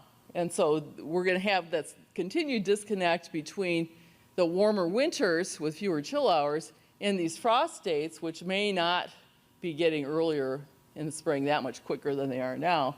Precipitation, I don't think, is going to be a big concern for the southeast part of the country because we're getting quite a bit already. The distribution is going to be an issue. How is it going to fall? And how are we going to manage that? But overall, it's going to do pretty well. And for whatever reason, some of my slides didn't show up in here. I want to talk just for a minute about the polar vortex. When we have differences in temperature between the poles and the equator, as we do most of the year, that will affect the waves that are formed by the atmosphere. If you have a really strong pattern where it's very cold in the Arctic and very warm in the tropics, then the polar vortex usually stays to the north and we don't have necessarily a lot of interaction. But this year, and really probably more often in the future, when the poles are warmer than they usually are, the tropics really haven't changed that much, we're going to get more wavy weather patterns. These wavy weather patterns are associated with a weaker polar vortex, and it's those wavy patterns that are where we really see the frost. So as we get more of these wavy patterns in the future, the chances of conditions being just right for frost might actually increase. And so, you know, some years we might see a really late frost, some years we might really see an early frost. It's going to be more variable, I think, from one year to the next. And this is a huge fight. I was at a conference a couple of years ago of atmospheric sciences where they nearly came to blows over the idea that, scientists never do that, right? Over the idea that the atmosphere is getting more wavy over time. And some people were just like, oh, that's not happening. And others were like, this is what the data say. And so if we get more of those wavy patterns, that means that we're going to get more unpredictability in the future because we're not going to know if we're on the cold side of the wave or the warm side of the wave. So here's my contact information in case you want to get a copy of this or whatever. The weather network that's shown there, I think there's a couple stations missing, but it's pretty close. We have 89 stations in Georgia. They're all 2-meter stations, or the temperature is measured at 2 meters. Most of the Weather Service stations is measured at a little higher than that, but pretty close. And our stations go to the Weather Service, but they only use it for severe weather. They don't use it for climate work at all. And so we do something completely different for that. I do have a blog on climate and agriculture in the Southeast at site.extension.uga.edu/climate. I also write for Garden Professors. And if you're interested in looking at our weather data, we do have tools on there to calculate chill hours, but not chill portions yet, at georgiaweather.net. If that doesn't work, you can try weather.uga.edu. So that's all I got. I think, you know, I think we're going to see peaches in Georgia for a long time, but I think peach producers are going to have to do some adjusting. You're going to have to pick different varieties. You're going to have to figure out how to handle irrigation and erosion. You're going to have to figure out how to manage this difference between warmer winters with fewer chill hours and the frosts that are going to still occur in the spring. So thank you very much. I'm happy to take questions. I think I got about 5 minutes. Yeah, go ahead. So you're saying less snow, it means that that will affect as much, is that right? It don't affect as much heat back up. Right. You think about how bright snow is. What is that going to do for wintertime? Is it going to be more erratic, more cold? What do you think? Well, there's still going to be some years with a lot of snow, and you could argue that if the atmosphere has more moisture, it could snow harder in the warming conditions, at least for a while. Maybe not so much here. I mean, how often do we get snow in Georgia, in the southeast in general? I'm just saying it's a snowpack. The polar is what causes what's Yep. in the wintertime and springtime, is that right? Yeah, part of it, yeah. So the warmer it gets, the more wavy we get. So we're going to have more craziness going on. I think so. I think we're going to have more variations. So the gases that were produced with the coal-fired plants, cause it to get colder. I think that's very interesting. However, the But it's not the gas, it's the dirt, the soot that's coming out of those. but the particulates also Yep. went into the atmosphere, cause more precipitation, more evil. That's a good point. So now we don't have particulates in the atmosphere, so you get more erratic. You don't have as much rain coming down there. It's more erratic as far as getting storms. You got longer periods of drought, so you don't have particulates. Yeah, well, if you look at the annual average, it's not changing that much. But one of the interesting things was that we're getting more multi-years where it's dry and so on. And that is more likely to lead to drought. I've been surprised. I came to Georgia in 2001, and since that time, my career has been dominated by drought.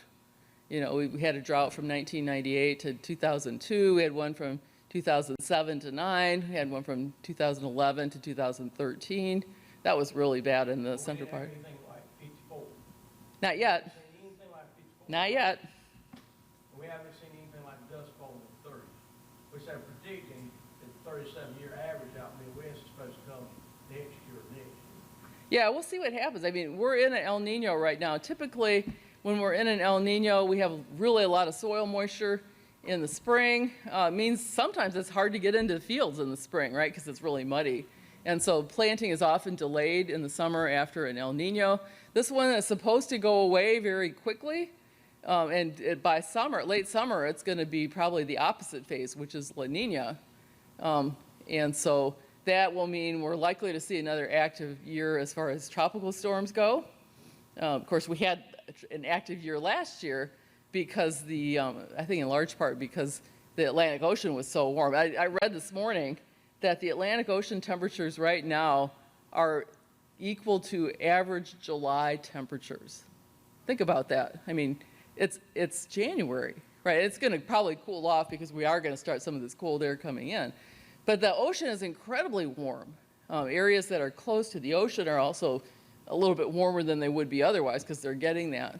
But if we have a La Nina winter next year, the year after that, we're more likely to see a drought. We had some dry conditions this year. I know in Georgia, we got to a extreme drought in the northwest part of the state, and the northeast part of, well, a lot of Alabama was really in pretty bad shape. Not quite as bad if you go farther to the east, but there was drought all the way into eastern North Carolina. So there is relationships between El Nino and La Nina and the seasonal climate patterns that we see. We don't know yet whether that's going to change as the world gets warmer. That's another interesting area of study that hasn't been resolved yet. Yeah.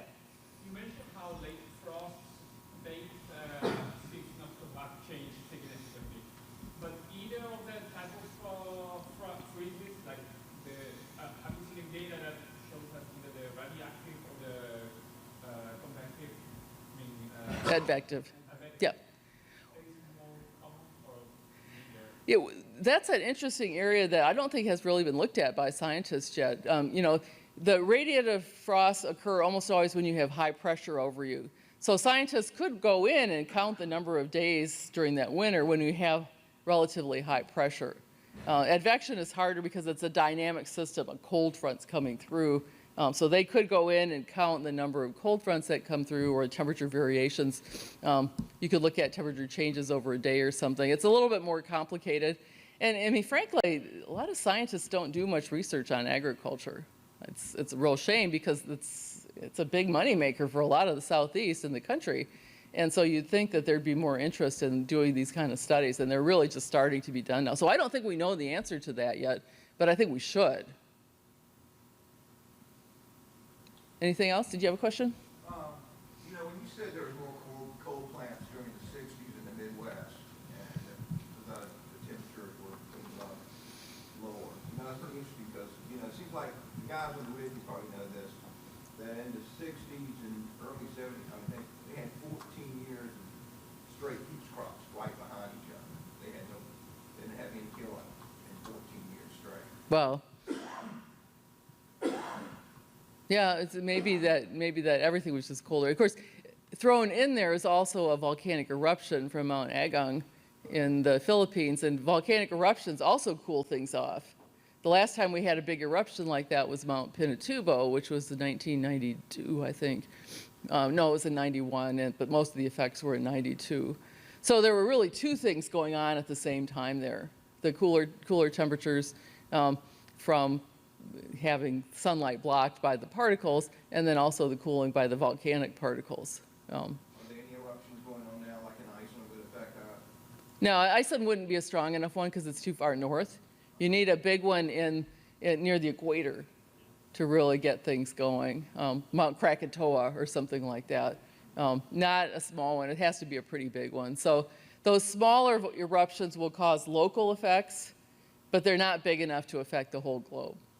So we're watching because as soon as we get a big one come out, and there's this one in Tonga, Hunga Tonga eruption. That was a very strange eruption because it put out not the volcanic ash, but it put out water vapor into the atmosphere. And then some scientists think that that has contributed to the warm ocean temperatures in the Atlantic. And that's why everything is so weird this year, because we have never seen that before. And so it's a whole new thing. If you've never had it before, it's hard to make any sort of predictions on a one-off. Yep. Okay. Yeah, we better move on. But thank you so much. All right, sure. Thanks, everybody, for your questions, too. Good afternoon, everybody.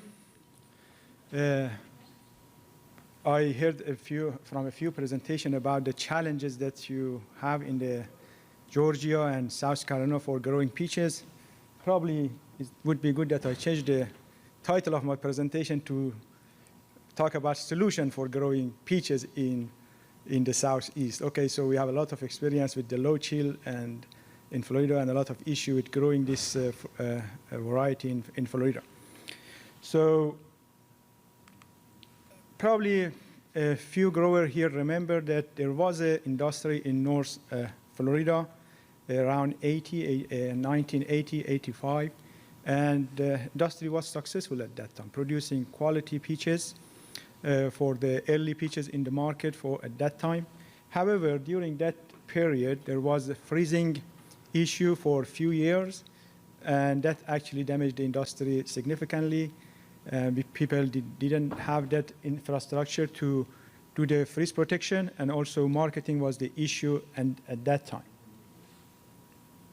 So the industry actually demolished in North Florida during the 80 in this area. And then researcher breeder at the UF sit together to see how they can grow peaches in Florida without issue and still having getting a really good price for peaches. So we produce a lot of early fruit crop in Florida, blueberry, strawberry, and it's very important we take advantage of that earliness because we need to put a lot of input for growing crop. So as you can see in this graph, peach domestically in the U.S. harvested in probably, say, end of May from southeast of United States, Georgia, South Carolina, and then Southern California, and continue to October from different parts of the U.S. And then from November, peach came to U.S. from other countries, mainly Southern Hemisphere and Chile probably is the most significant exporter of the peach to the U.S.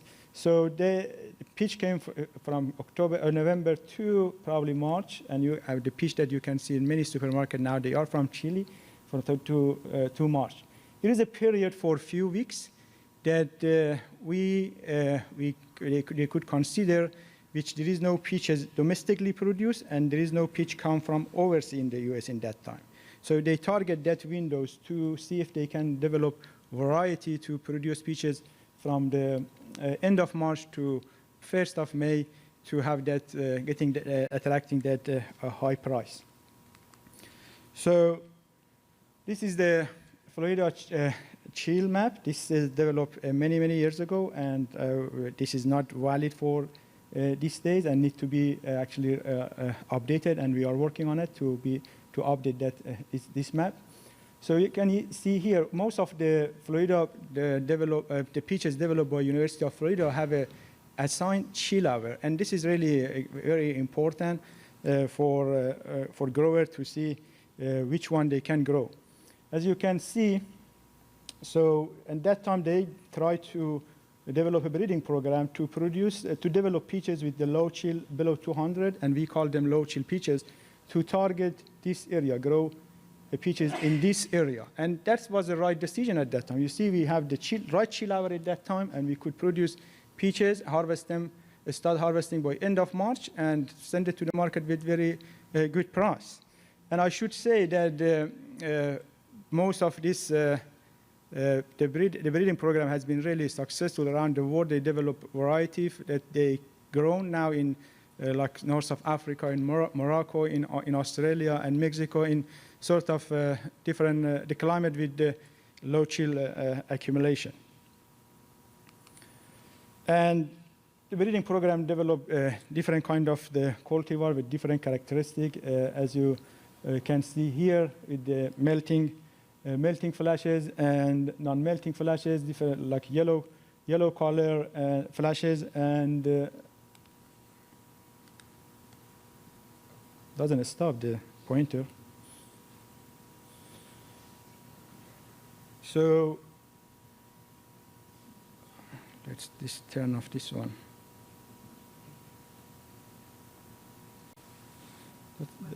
I think the pointer is just playing. Yeah. So with different flesh color, as you can see, white flesh and yellow flesh. So that's, I'm not moving this one, okay. So you just start dancing.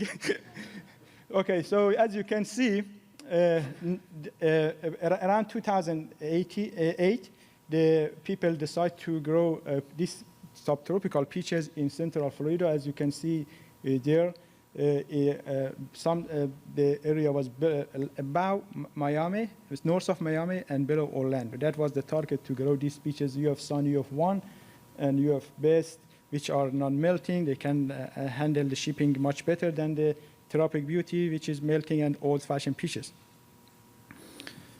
So they did a lot of like marketing and advertisement, working with the different people, different places, supermarket, and this was the Florida. This is the Florida peaches that came to the market very early in different supermarket with a really good price at that time.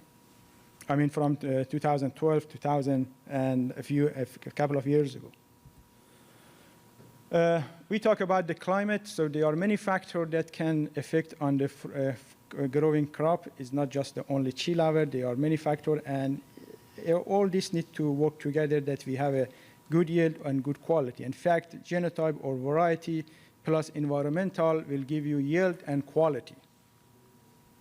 So, but in Florida, we have been really damaged significantly from low chill hour and waterlogging or flooding issue in the last few years.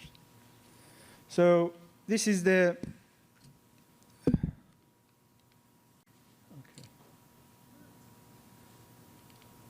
That's not mine.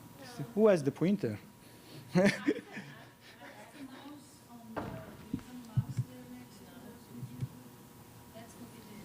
Oh, maybe it's there. Okay. So, oh, in my computer or on that computer? Because there is two.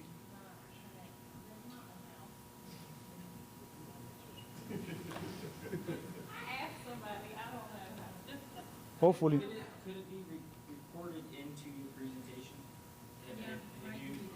Because it's following things you've been saying as if you recorded your improvement in the past. Not maybe. Maybe that's one of the slides. Maybe it's like. I'll just follow. Yeah, maybe. Yeah. Because when you're showing the map, it like circled the map. Maybe yes. So it looks You're like right. it's built into. Maybe there's an option to prove that you didn't realize you clicked. Yeah. Anyway, this is the chill hour that we have been seeing in from 2016 to 2024. As you can see in the area that we told we can grow low chill peaches. So this is the historic data here, historic data based off that old map that I show you.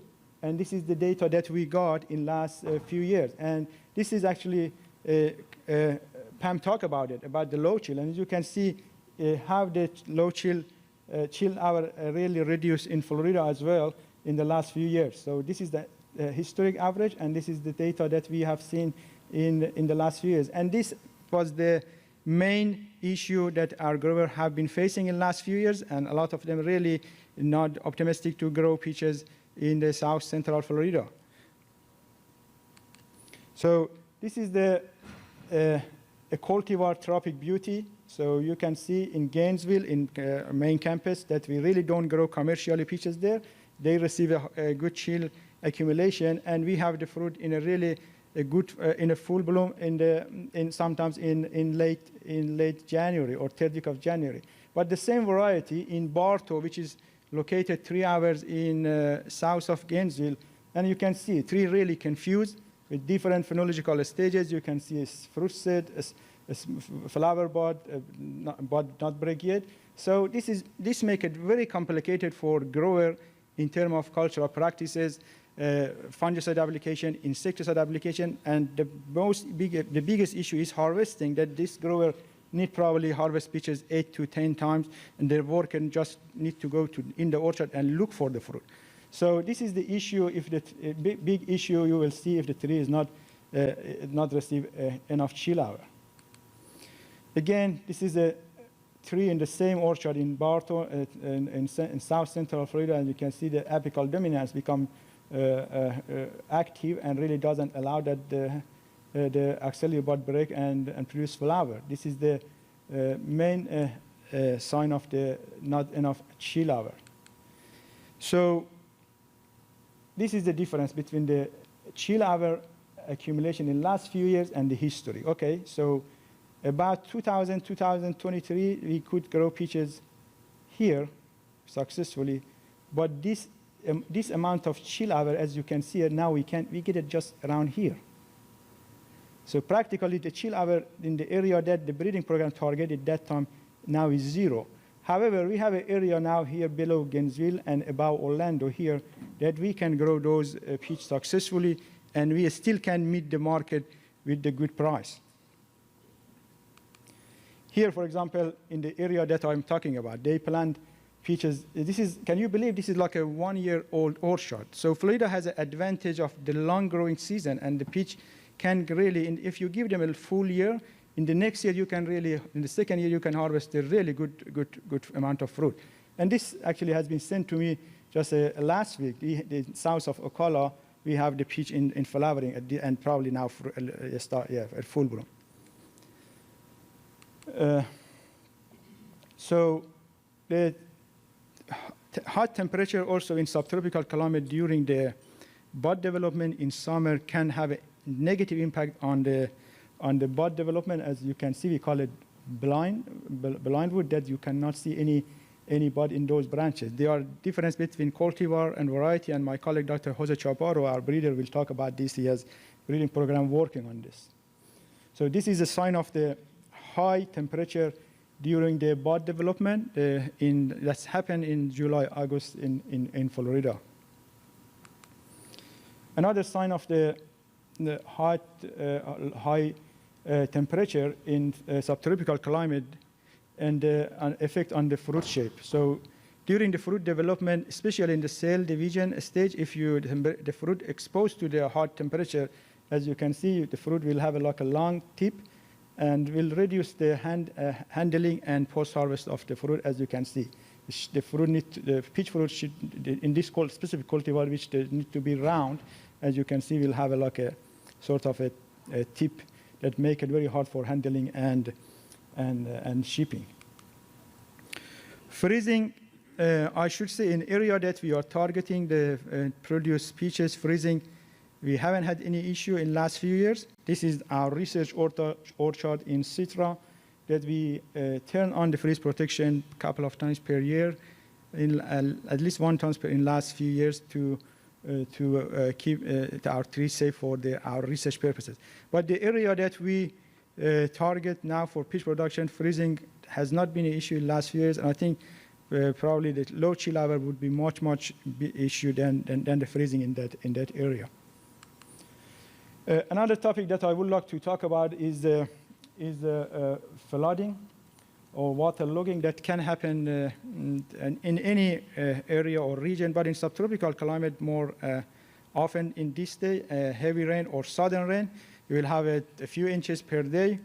And what will happen in this scenario, the oxygen in the soil will reduce, and that actually will reduce the nutrient and water uptake by the plant, and also will make a sort of ionic buildup and like a anaerobic condition suitable for growing Phytophthora and Armillaria that can damage the peach tree significantly. So this is a photo that I took from the orchard in central Florida as an effect by Hurricane Irma that a grower lost a few hundred acres because of the orchard went underwater for just 6 days. And all the tree lost because of that waterlogging or flooding issue. So this is another orchard in central Florida. We had flooding. As you can see, if you notice it, at the end of the orchard, a little bit hilly place. The trees are green, but when you come down, the waterlogging in this area actually damaged kill the tree.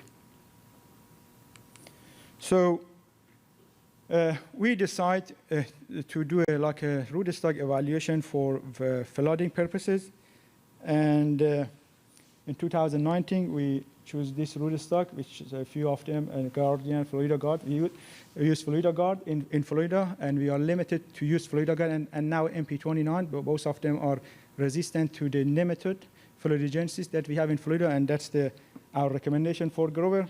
So we did a flooding experiment with the graph this rootstock with our low chill cultivar UF Sun, and you can see we see differences between all of rootstock, but for us this is important. I'm not worried about the Guardian. The Guardian is not a rootstock we recommend in Florida, but between these two, MP29 had a really good show a few days a better performance under flooding in our experiment. This is the rootstock, wood below the graph union, scion wood below above the graph union for the Florida Guard, and here the same for MP29 rootstock, and this is the scion UF Sun. As you can see, the damage to the wood and cambium in this two rootstock with our flooding experiment. So for more details, the data is published in Environmental and Experimental Botany and Plant and Soil about performance of this rootstock under that greenhouse experiment. Another thing that we growers are really need to spend money on that is fruit thinning. So this is a graph that we developed for our cultivar, our UF Sun cultivar. Another thing for the low chill peaches, they have a short fruit development period. Okay, most of them can be harvested about 70 to 80 days after the fruit set. So for example, here is a graph for the UF Sun. To get that good size that supermarkets are looking for, like 2.5-inch diameter of fruit, growers need to spend a lot of time to do a really heavy thinning. So the cost of thinning per acre is over 1,000, probably close to 1,500. So they need to do a very intensive and thinning to get that size. So here you can see the difference. When the UF Sun thin about 10-inch spaces between the fruit and non-tin, and you can see the difference between 3 fruit can be 1 pound in a good tinning situation, and about 7-8 fruit can be 1 pound, which really having this doesn't have any value because no supermarket will pay money for this, even if you have a ton of this. So for this, if we publish an EDIS publication and highlight this, that thinning is very important and it needs to be done for this low chill cultivar or for any fruit crop that you have a short fruit development, then fruit thinning is necessary.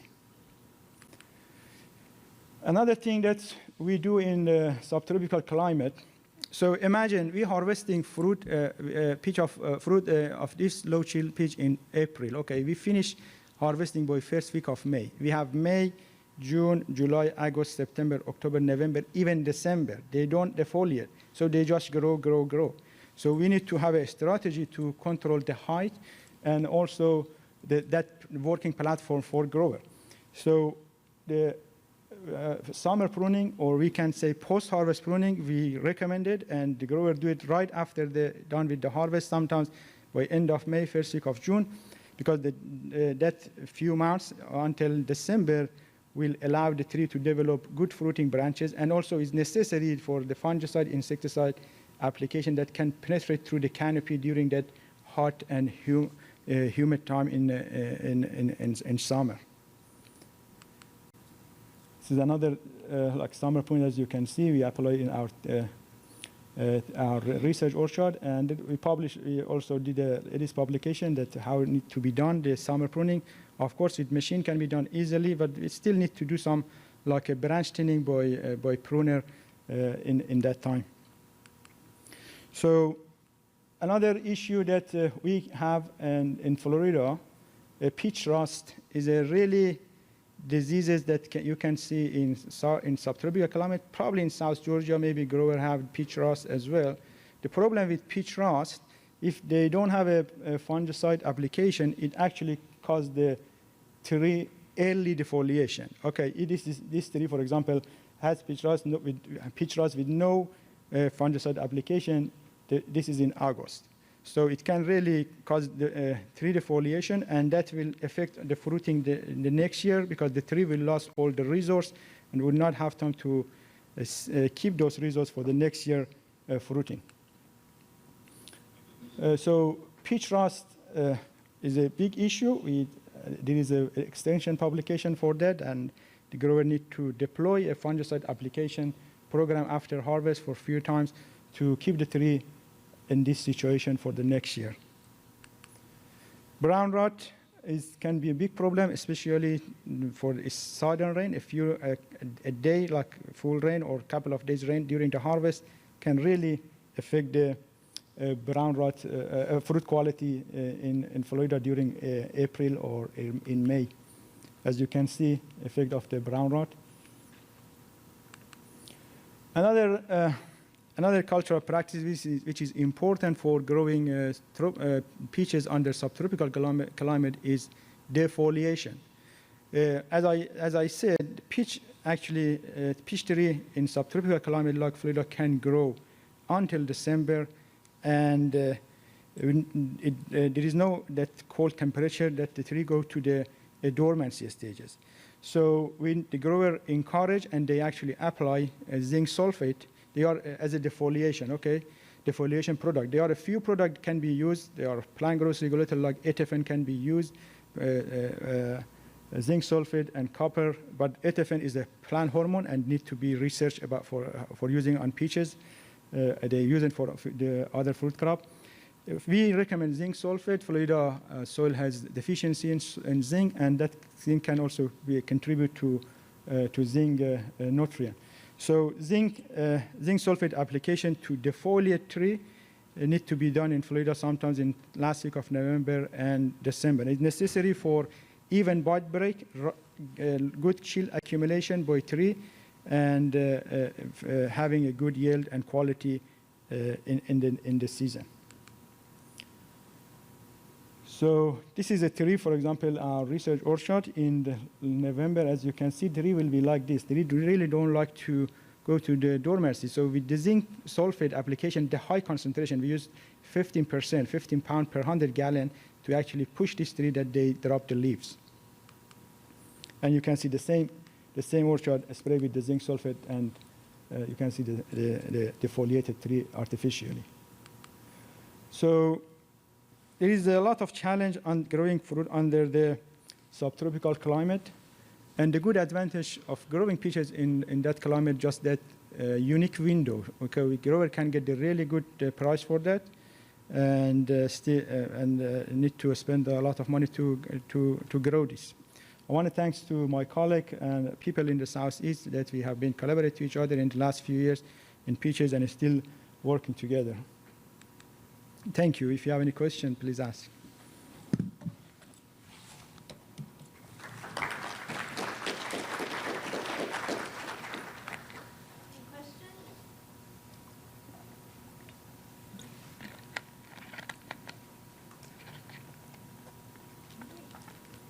Thank you very much. No problem. Thank you.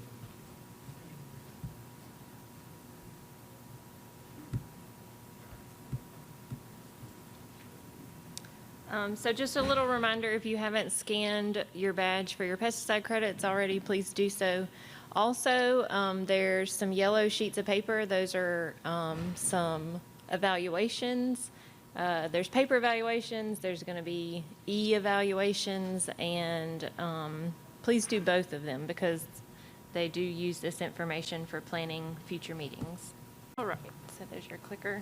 So up next, Dr. Jose Chaparro, okay, from University of Florida. Thank you. Good afternoon. After listening to all the talks before lunch and now, I'm kind of like, you can look at my presentation more as a summary of some of the points presented by some of the people that spoke before me. Please feel free to ask questions at any time. You don't need to wait to the end, so it doesn't bother me. Anyway, so the title of my presentation today is Breeding Peaches for Adaptation. This work really represents experience by us in Gainesville and by a joint breeding project that we've had with the University of Georgia and the USDA in Adaptation, Georgia. So I want to give credit to other members of our team. We're looking for a new team member to be replacing Dr. Beckman in the near future. So our breeding program in Gainesville was started in 1952 by the late Ralph Sharp. In the 50s, there were no commercial quality peaches available, no varieties that you could market that were adapted to North Florida and the Panhandle. And so Professor Sharp identified peach as a target species. And basically, he was trying to develop a peach industry in the north part of the state, breeding varieties between 200 and 500 chill hours. And so it took from 1952 to about 1978 before we had a commercial quality peach that you didn't have to make excuses for. You know, essentially, as long as you thinned early, you had a good size, good bricks, good appearance, it could be shipped.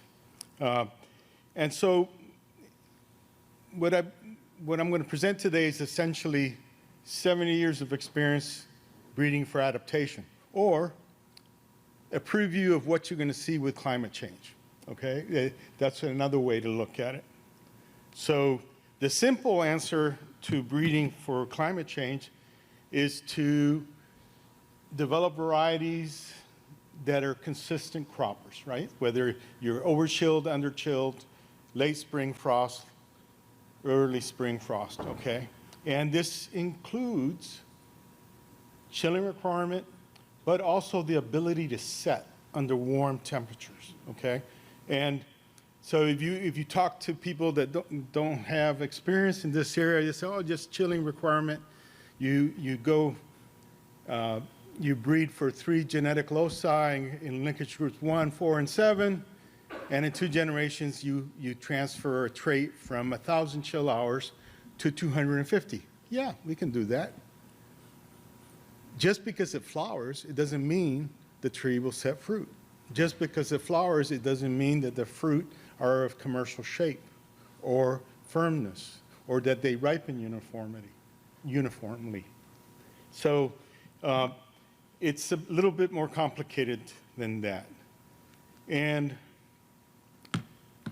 again, a textbook definition of chilling requirements is the amount of cold that buds, vegetative buds and flower buds need in order to resume normal growth in the spring coming out of endodormancy. And for us, the chill hour system works really well because we have a lot of historical data and we have standards that we use to indicate how much chilling we have. Now, this is a chilling map that was developed with historical climate data in the 70s for Florida, okay? So basically, when you were in Gainesville, you were in that 300 to 400 hour slot, right around here. That would have been Gainesville, Florida. And so you could breed varieties that actually we could crop. When I was a student there in 1985, we could crop varieties that were 450 chill hours, what we considered to be 450 chill hours. Today, we have a problem cropping 350 chill hour varieties, okay? That's how much has changed since 85. Okay. So again, looking at this website, these are, I'm going to run through these quickly because of previous presenters. We have here the historical average chilling accumulation in Fort Pierce. This was the last season is the green, and current season. This was in 2016, 2017, okay? From October 1st through February 1st. Now, why do we use February 1st? Well, you know, any chilling for us that occurs after the 8th of February, yeah, it's chilling. Yes, it might be biologically relevant, but it's not commercially relevant, right? If you have a variety that blooms too late and that ripens too late and you're in the early market, you missed the boat, okay? So yes, you can have chilling hours later, but for us, they're not commercially relevant. They're not for agriculture. So here in 2016, 2017, this is Gainesville. Again, the trend, historical trends, and what we're seeing this year and what we saw last year. Okay, so we're similar, in a similar state. Here is Adaptation, just south of Bainbridge, Georgia, and again, a similar trend. What we've seen in Gainesville is essentially that we've lost, on average, about 100 chill hours in terms of functional chill hours to be commercially viable, okay? And so it results in a delayed bloom, right? With the chilling that we would expect to have by the end of December so that we have a January 15th bloom date, we're not receiving it, where the bloom date is being delayed.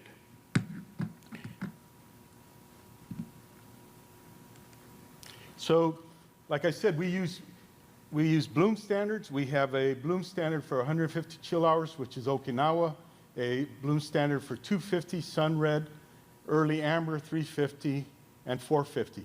And these were selected by the late Ralph Sharp, and on average, a 30-year average was 10 days apart, okay?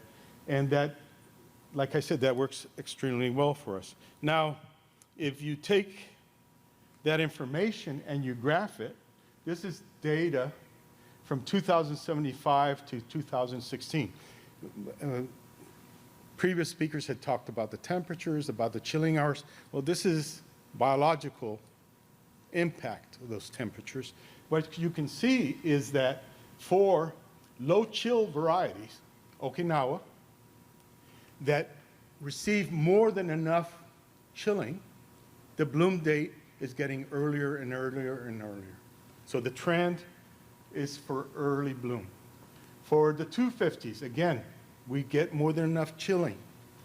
We meet the threshold, they're saturated, they bloom early.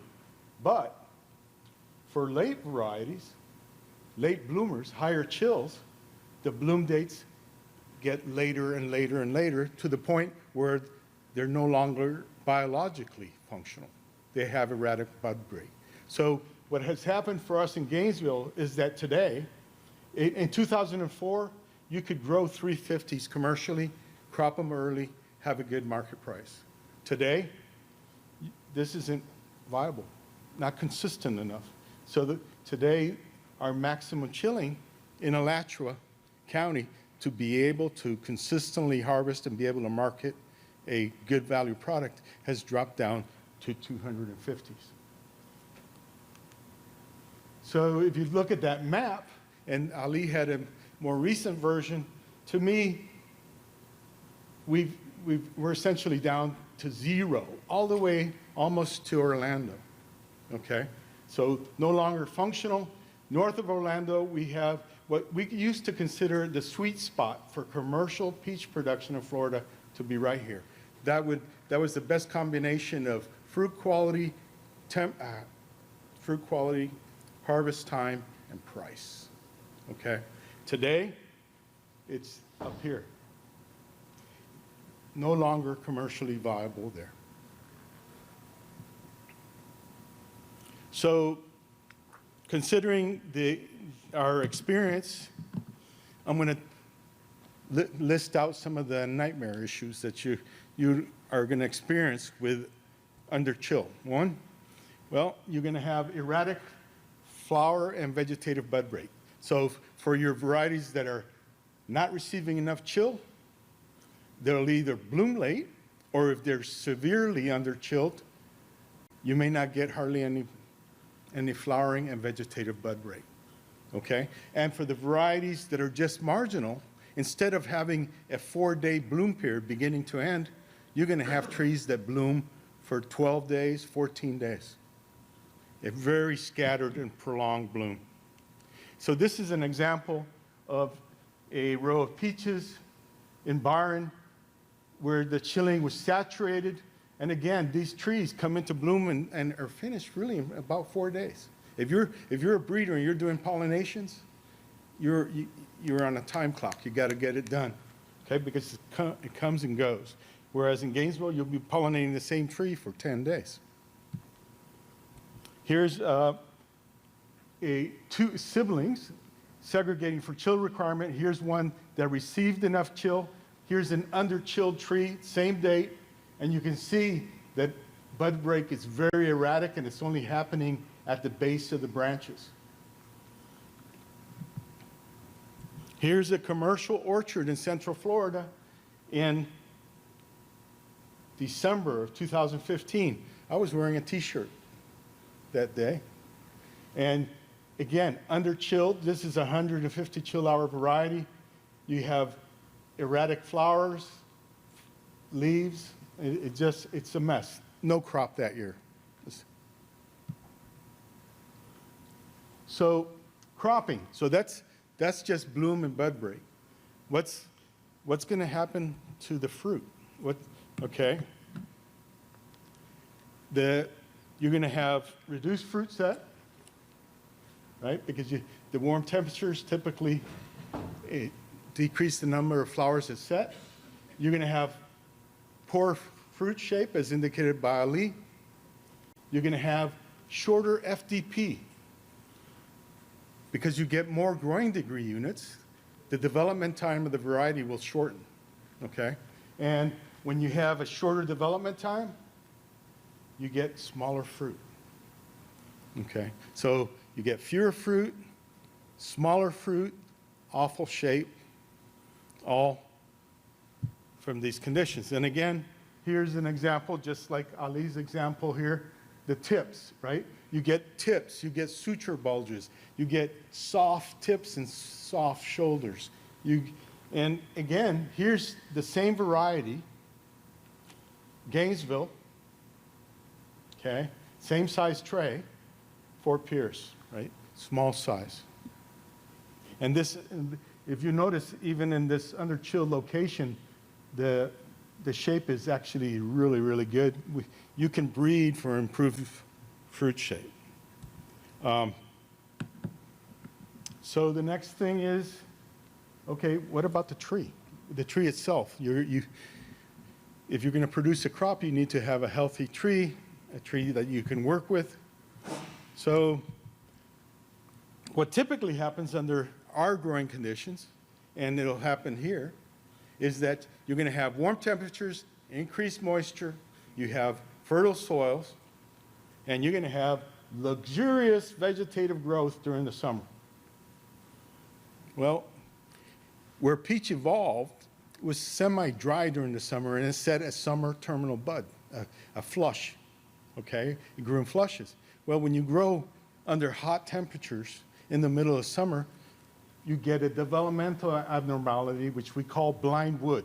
It's the absence of vegetative and flower buds in the leaf axils, okay? And functionally, it's parasitic wood. It's wood that doesn't do anything because it doesn't have leaves for photosynthesis. It doesn't have flowers to produce fruit. It's just occupying space and needing to be fed.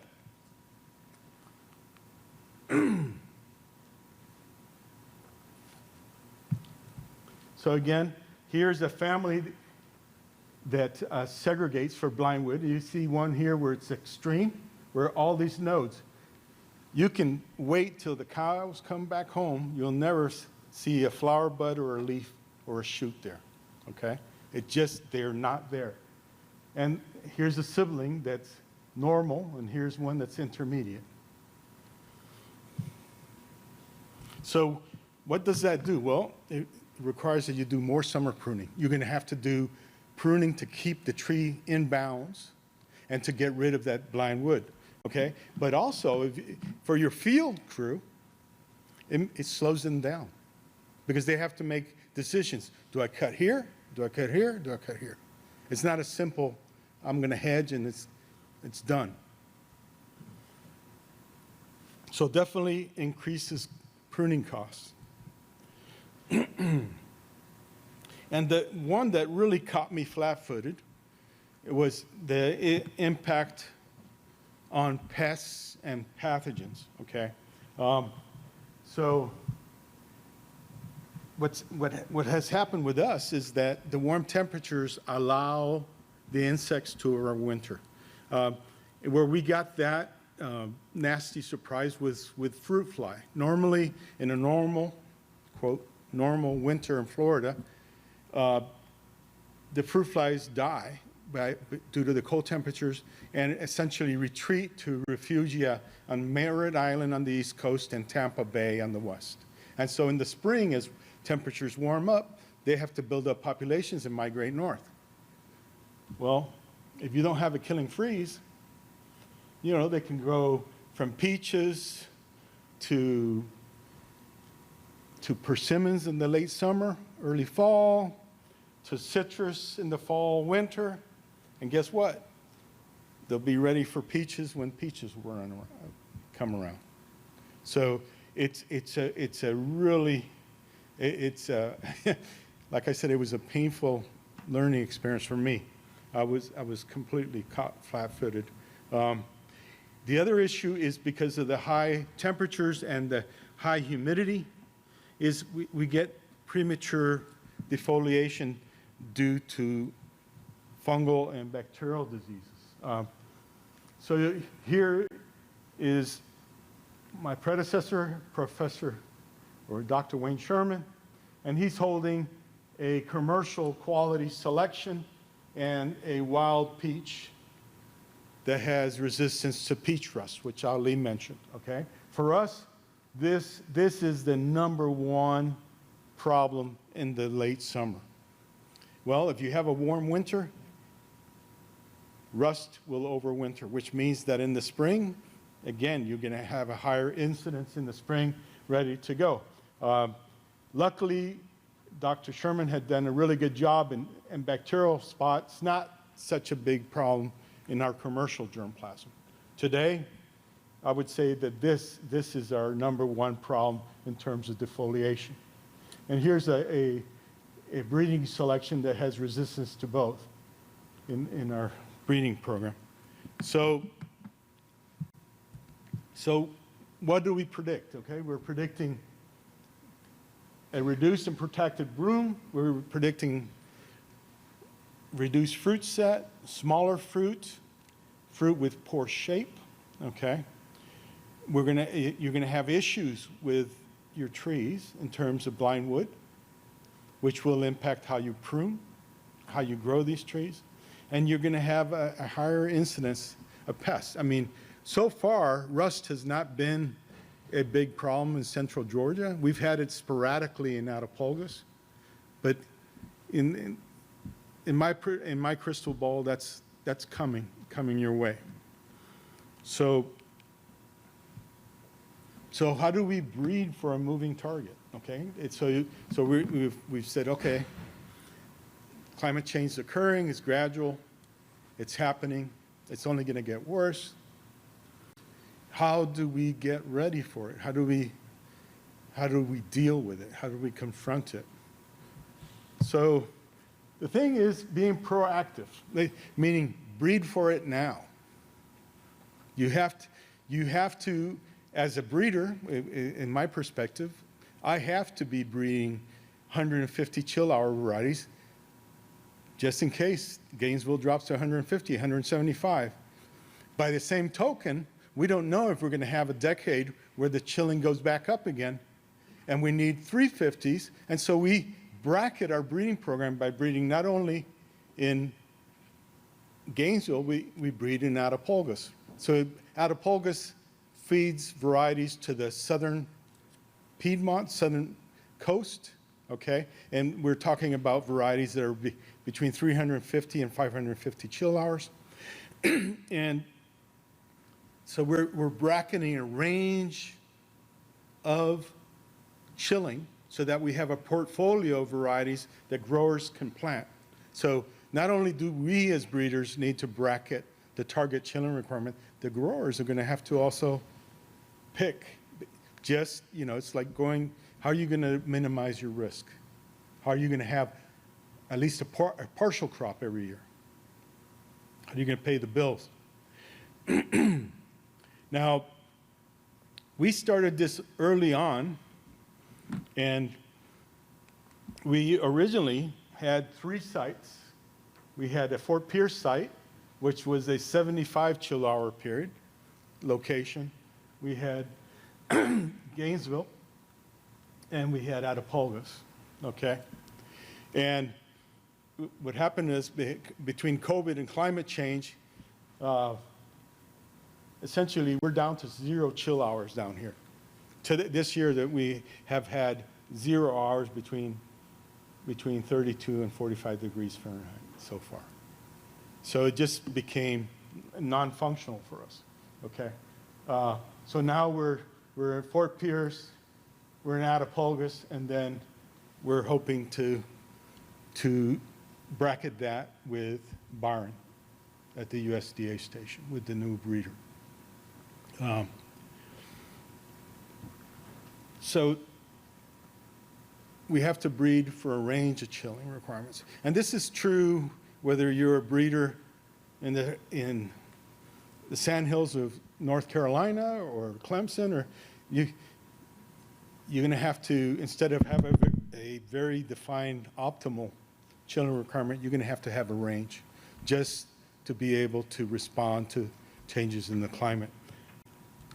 And it's doable. I mean, we released a white flesh peach cultivar UF Ruby. It's 200 chill hours, and we were testing it in different places in Morocco, Spain, Florida. But so it's just a matter of doing it and getting the varieties and getting done.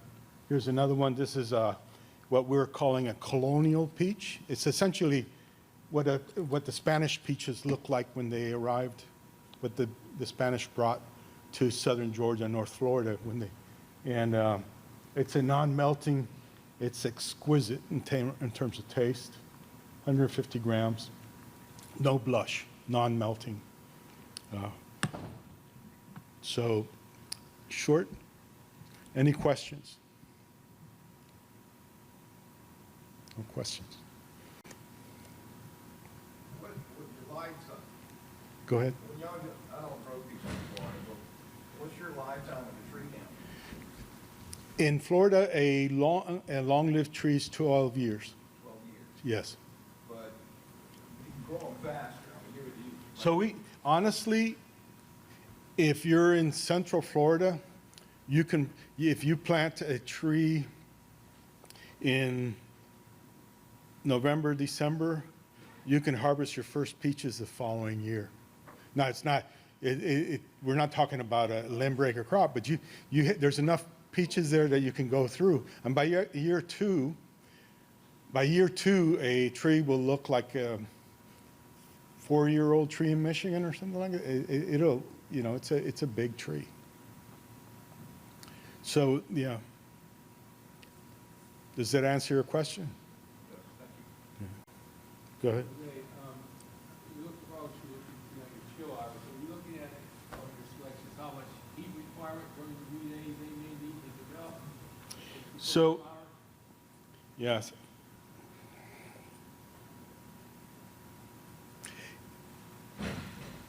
The number of variation in growing degree units, heat hours, post-chilling fulfillment, the variation that we've seen within our germplasm is extremely low, okay? When we change varieties between locations, we sometimes see varieties converge on a common bloom date, but we never see changes in order, okay, which would be indicative of differences in heat units and chilling, okay? So the take home, at least for me, in my experience, with the germplasm that I work with, is that there's not enough variation in growing degree unit post-chill in peach to make an impact. You don't deal with the higher chill stuff. Some higher chill stuff we do see a bit of that. Get a handle on that.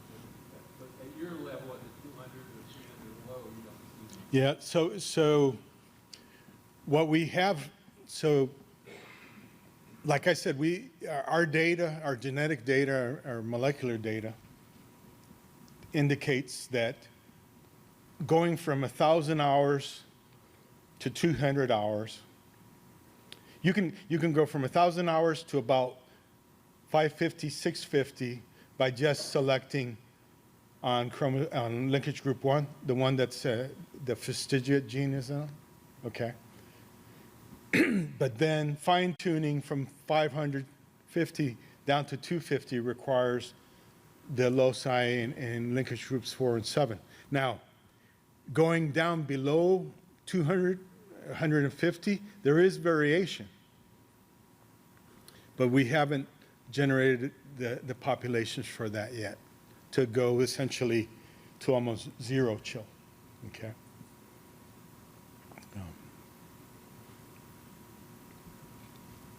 Any other questions? Dr. Schwartz, as you move up in the state to try to get where you can get your minimum chill with these varieties, what is it doing to your harvest date? So it depends on the spring, okay?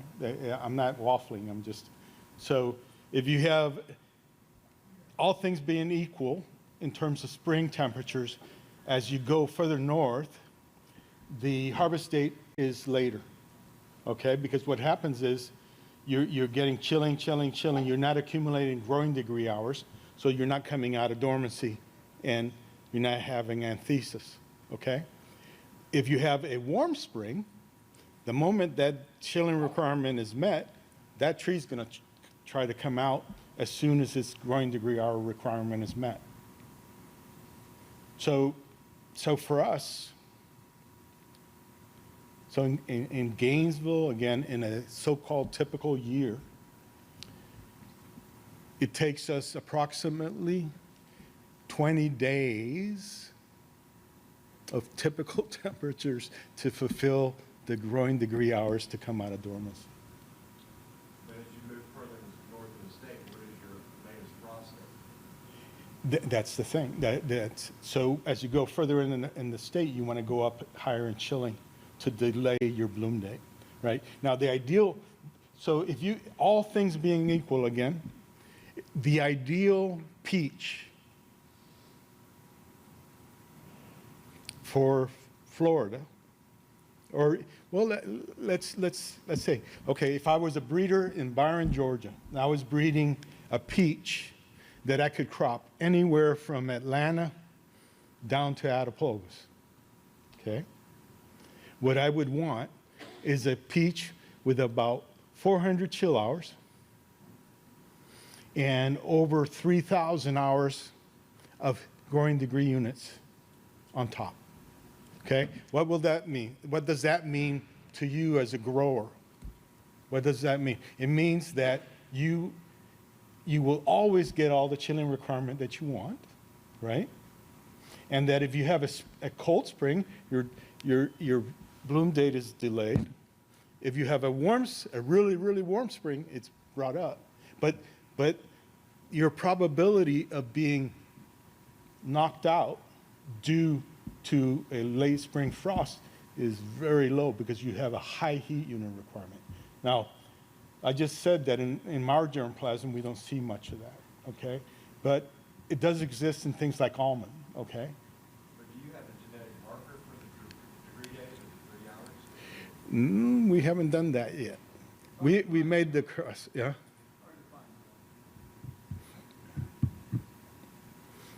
No, not. Okay.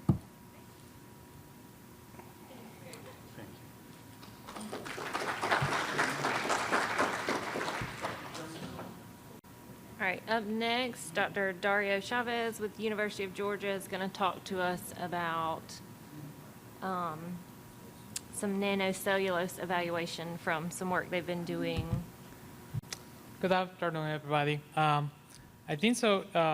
We're going to switch a little bit our gears, and actually it's somewhat related to the different talks that we have had in the afternoon, where we're talking about what is going to happen to our peach crops, and we talk about Pam mentioned about the freezes, and also the last freeze day that we're going to have that basically consistently keeps being the same.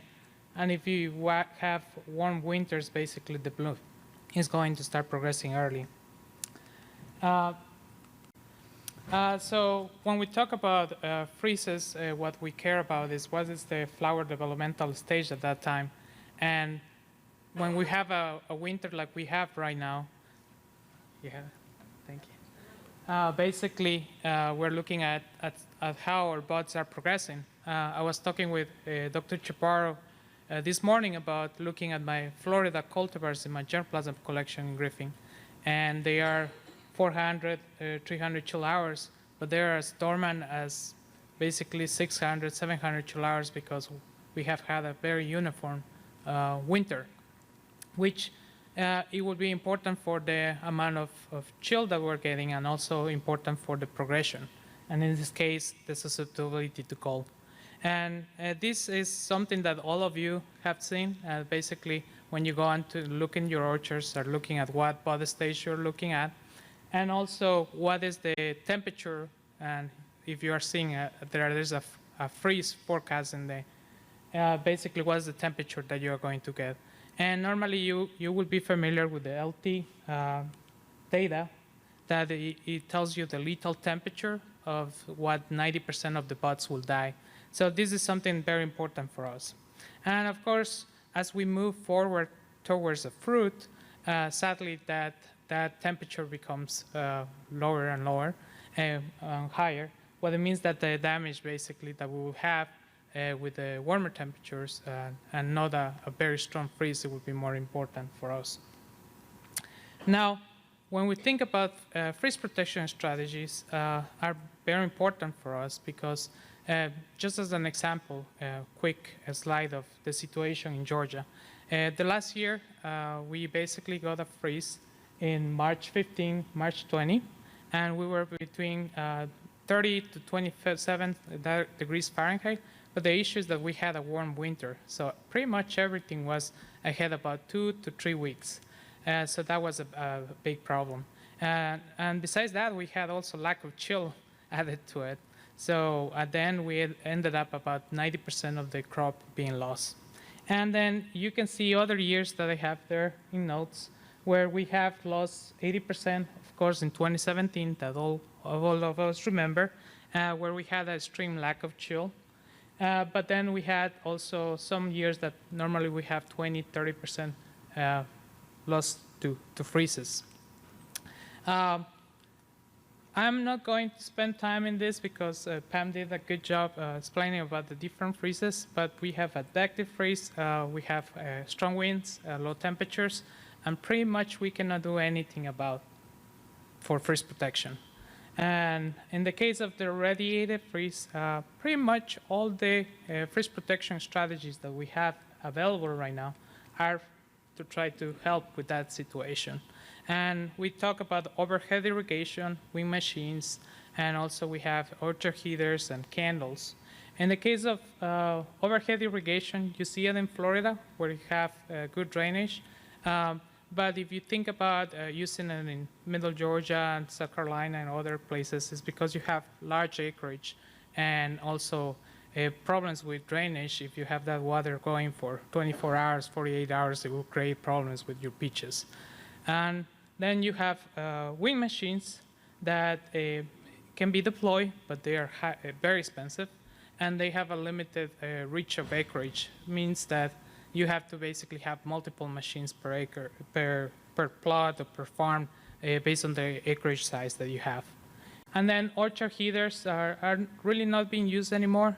You can see in Europe candles being used, and I found a website here in the United States that they offer candles, where you basically, if you Google and look for candles being used for freeze protection in Europe, is basically they put it every other tree, and those candles can last for many set amount of hours, and then they will tell you how many candles you have to use for the amount of heat that you have to produce.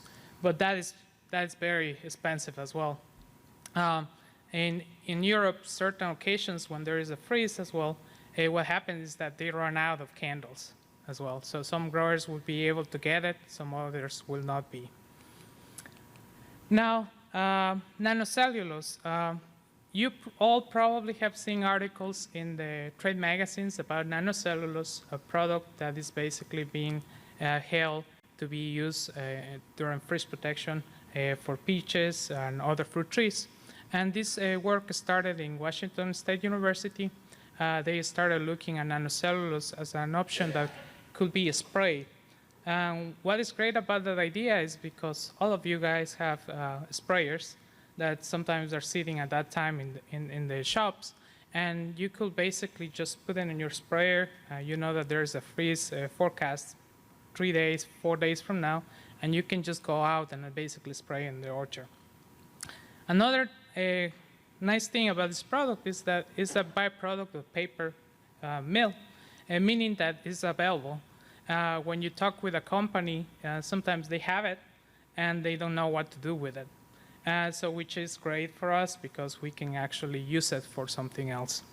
So nanocellulose, what it happens is basically is the cellulose where you have been extracting all the non-cellulose components. And then you have two types of nanocellulose, fibrils and crystals.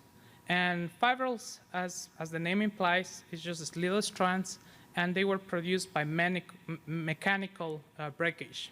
So basically, you have a mechanical force going into it. And then you have a chemical process where it's cleaner, where it produces crystals, microcrystals, and the cost is associated with that process. So fibrils are cheaper, crystals are more expensive. Now, from the handling methodology as an applicator, the fibrils are more viscous. So basically, you cannot solve it in water easily as the crystals. So if you buy crystals, they are actually just like a milky solution, which you can mix it with water out to whatever concentration you want, and it will just go into solution easily. The fibrils is a little bit more difficult because it truly is like mayo. It's very thick. Now, the studies that have been going right now, mostly all the studies have come from Washington State University and the same group that basically is currently patenting this technology for production and sell to the market. And they have been working in apples and grapes and cherries. And mostly the work that has been done is showing that there is about a gain of 2 to 4 degrees protection. And why it's important is because nanocellulose has a high thermal stability and low thermal conductivity. And now the interesting thing is that it forms like a layer.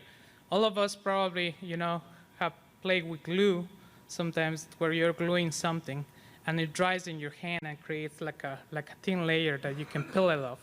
Basically, the nanocellulose after spray in the orchard, you can go to the plant and just peel it off after it's dry. So it creates like a thin layer in there.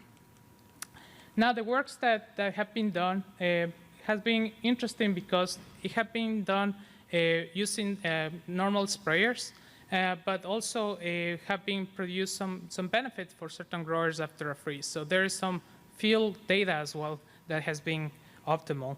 And that's why we have seen and in trade magazines being published as an option that would be available in the market. So what we wanted to do is about 5 years ago, it was the first time that I read somewhere about nanocellulose. And I contacted the people in Washington State trying to get some hand on that.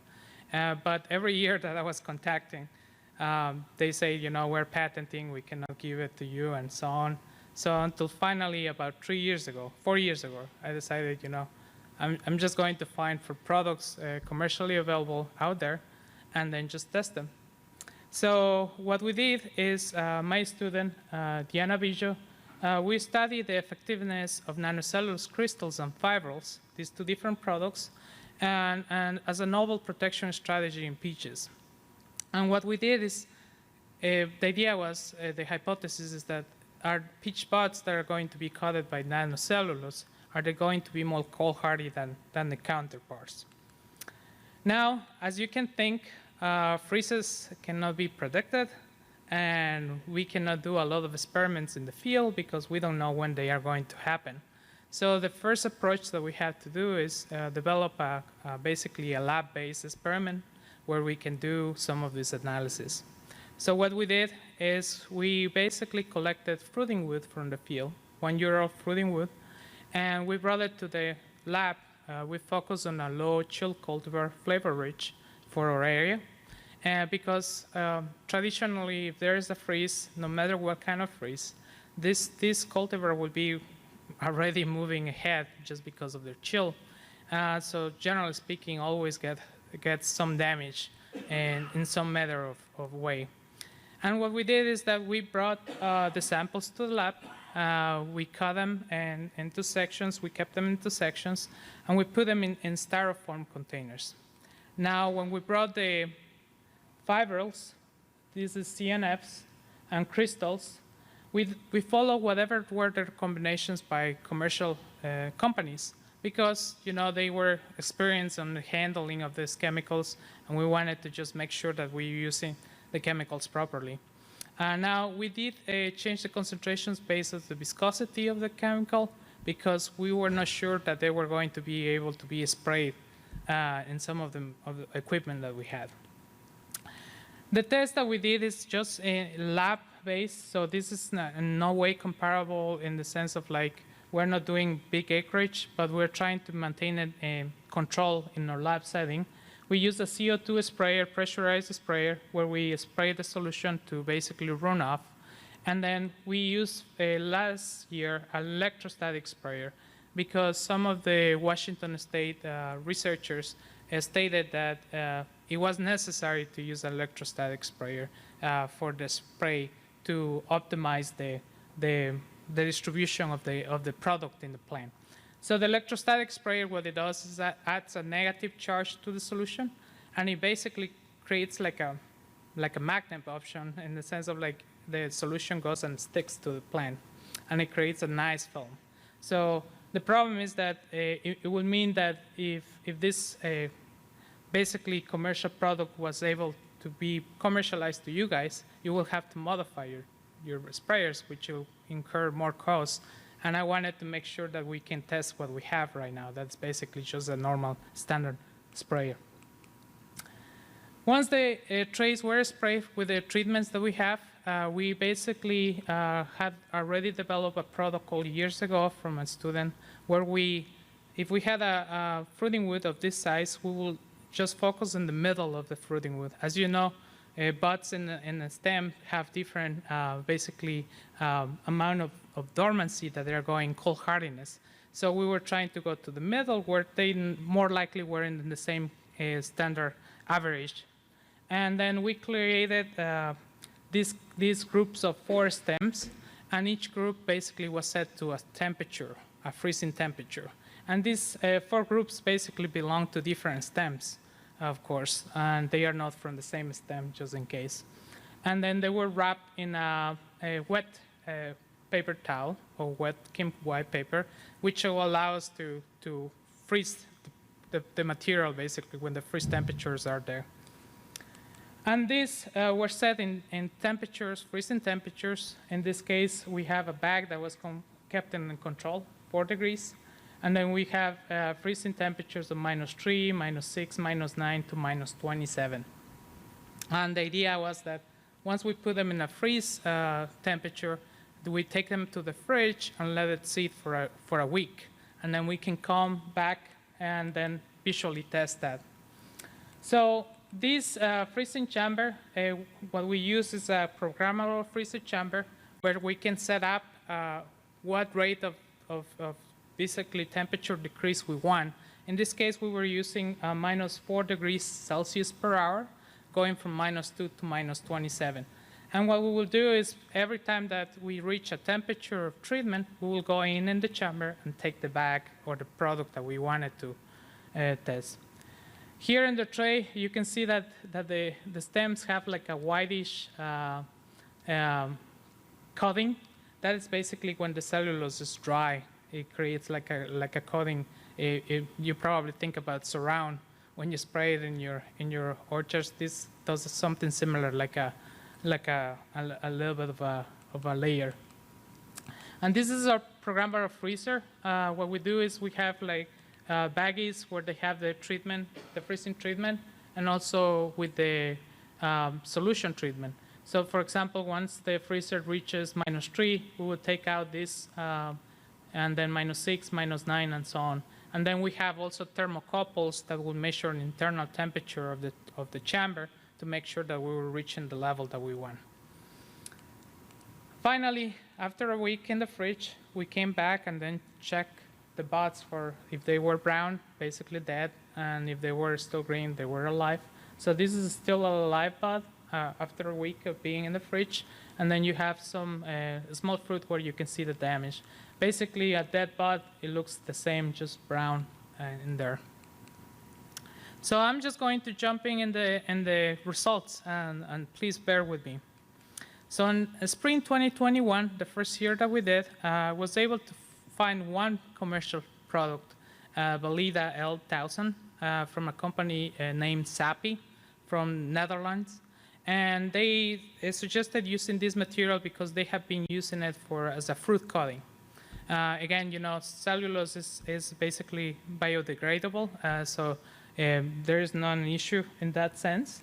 And one issue that I had, it was whatever they suggested was too thick to spray. So I decided to do just cereal dilutions. And you can see, and I went with the middle of the dilutions that I just wanted to run something really quick because we were moving into the season. Again, we collected the samples from Flavor Rich, and we were focusing on the time where buds were already developing. What I mean by that is that when we have bud break and the different stages of development. And from February 25 to March 16. And then we ran basically the evaluation and calculated LT values of the data. And LT values are lethal temperature values. And what we are doing is 10, 50, and 90% of the buds dying at that temperatures. So this is the first data set, and we have the dates on the x-axis. We started in February, and then we have the LT50, and it's inverted, which means that it goes to 0 to -15. It's just to be able to easily see whatever is the highest is the best, right? And then if you see a different letter, so for example here we have the control that is blue, and so focus on anything that looks like the control basically is looking lower, and then you have the products where it gives you a gain of cold hardiness, okay? So I was excited in the sense of like, okay, let's see this second date where you have treatment 4 is significantly different than the treatment A, that's the control, but in the sense also you have about 2 to 3 degrees of difference between the treatments. Now, when you start looking at the other dates, things don't look right. What I mean by that is that one day will look like that, and another day didn't look like that. So as a researcher, I thought, I must be doing something wrong, or I need to deploy it in a better way, or I'm not following what the technology is saying, and so on. So in the spring 2022, I decided to go with more products, both crystals and fibrils. So this is a fibril solution. It's basically like a thick mayo, and then you have to add some force. The interesting property of cellulose is when you add force to it, it actually becomes more liquid. So it's easier to spray. And I tested that our sprayers that have a pump that circulates it actually does an excellent job doing that for us. So you will not have to mix it adding it to the tank. Now, we did the same thing, flavor-rich, from February to March. And then these are the different tests that we did. We did basically the control, and then again repeat the Valida L1000. But also we added some additional ones. These are fibrils. And then we finally were able to access the Washington State material. After they saw the first year of data, they were interested for us to start evaluating also their material with us. So we were able to test one commercial nanocrystal from another company, and also Washington State material as well. So similar data, and in this case, we're focusing on LT50 for flower buds. Red is the color for the control treatment, and then you have the different dates in the x-axis. So you can see that first thing that comes across is that the control, although sometimes comes as at the lower, we had a lot of variation going on in the treatments. What I mean by that, the response were there, but there was so much noise going on in the samples per se. Now, also, in some situations, we had that the control was higher cold hardiness than the other treatments. And again, you know, it's something that it repeated what happened in 2021, and then I started asking around. I started asking to other researchers if somebody has been testing the material and things like that, and I started hearing the same thing in other crops, which meant, you know, maybe there's something that we need to do to try to optimize this. Now, in spring 2023, we decided to add electrostatic sprayer. I think so you can see my logic behind it. I thought maybe we're not doing a good formation of a layer or thin layer. Can we optimize that with this sprayer? And we decided to go ahead and just basically use the same materials and add some additional materials as well. Now we went ahead with the same flavor-rich cultivar and from February to March. And the idea was to test the electrostatic sprayer versus CO2 sprayer in some of these treatments. So we had Washington State saw our data from previous years, and then decided to give us 3 more materials that they have, basically 2 fibrils and 1 crystal. And I believe they are going to be in the market with one of those for production. And then we have one crystal that is actually commercially available from other company. And then a company from Japan contacted us for testing Fruit Busters, that is a coffee extract that they tested that basically say that they had some cold hardiness effect, freeze protection effect. So this is a busy one. So let's just go to the first date, okay? So in February 9, where we have the control is green, you can see that the control and all the treatments are not significantly different. Now, second, the control is lower, and all the treatments actually had some effect on cold hardiness at that time. And then things jump you can see that the control here is higher, and it just goes crazy like that. We started noticing that this was at the start, basically, in all the treatments that we were doing, and also we started seeing the same thing from other researchers. I was just basically sitting with them and just saying, I don't know, there is something in there, but maybe it's not the deployment that we're using, or maybe we're not waiting enough. Something going in there. What I decided to do is that I think so. CNFs and CNC can be used as freeze protection, but I don't think so. They are ready for deployment because I didn't present the data here, but we have data for stems and vegetative buds. In the case of flower buds, again, it can come the question of you have variation of the cold hardiness of the flower buds. If you have some multiple samples, you have that variation that maybe is creating noise. But we're seeing the same results with stem and vegetative buds, where they are more uniform. You don't have that variation as well. Now, we did studies in blueberries as well with my collaborator, and they are seeing the same thing. There is some compounds, and one thing in general that we're looking into it is that we're seeing positive results when we have buds that are dormant or the closest to the highest bud development stage, which is not helpful for us. But then when you start looking at the data and the results from the other university, you start seeing the same thing, that they just focus on that stage, on those places, which I don't know if it's just because it just resulted that that's the location, but that's something that we were wondering about. And then bud anatomy may affect also nanocellulose. There were no differences between the electrostatic and CO2 sprayer. Now, these are questions that I brought up to the people that are about to commercialize this. Is what happens with rainfall? As you know, in the southeastern U.S., we get a cold front and we get a lot of rainfall just before the freeze. And say, well, these products are highly hydrophilic, which they will wash off with rain. Another thing is that is a drying time necessary. Do you have to spray it 3 days, 4 days, 5 days? They published a paper just recently where they say that the effect of 3 days is better than right before the freeze, which is something interesting. Now, they did presented a result from a field trial too, where they saw that a field trial basically had a better effect once they were spraying twice or 3 times. Basically one spray, let it dry 24 hours, spray again. So maybe they form a better layer.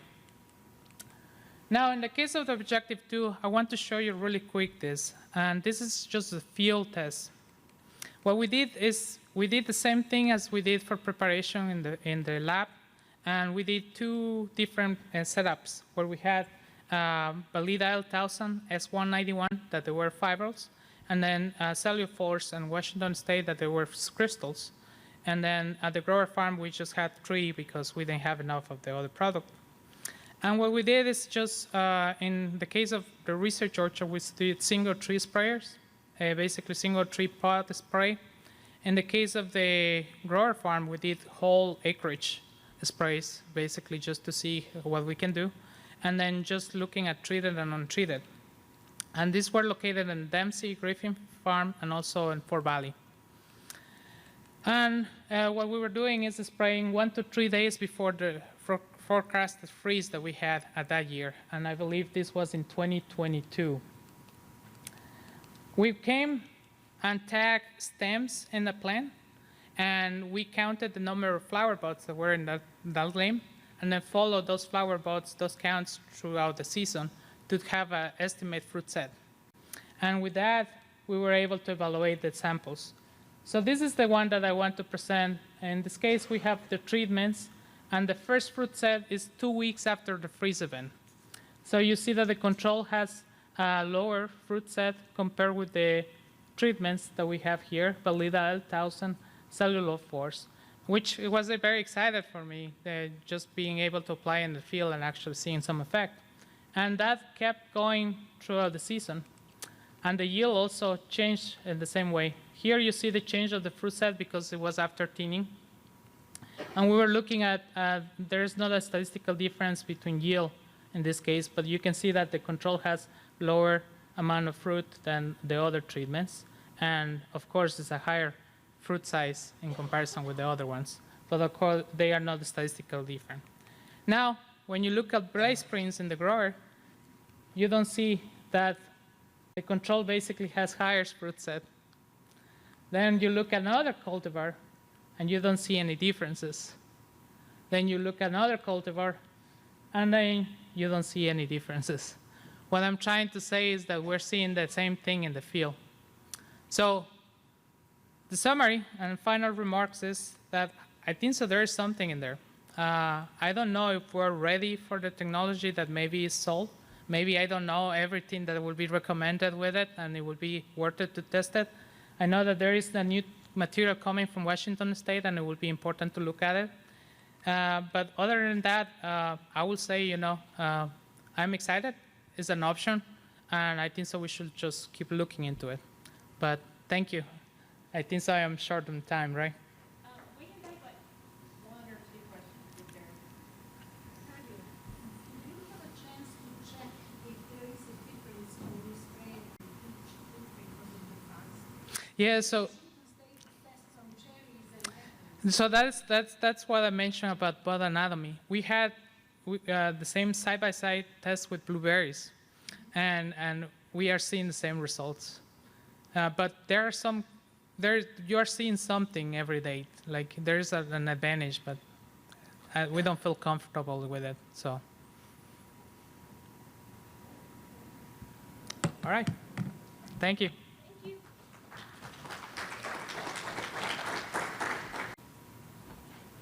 All right, guys, good to go. Sorry for the technical trouble. I don't know what I'm doing. All right, so next we're going to talk about the economic forces shaping the future of the stone fruit industry. David Magana. Okay. Thank you.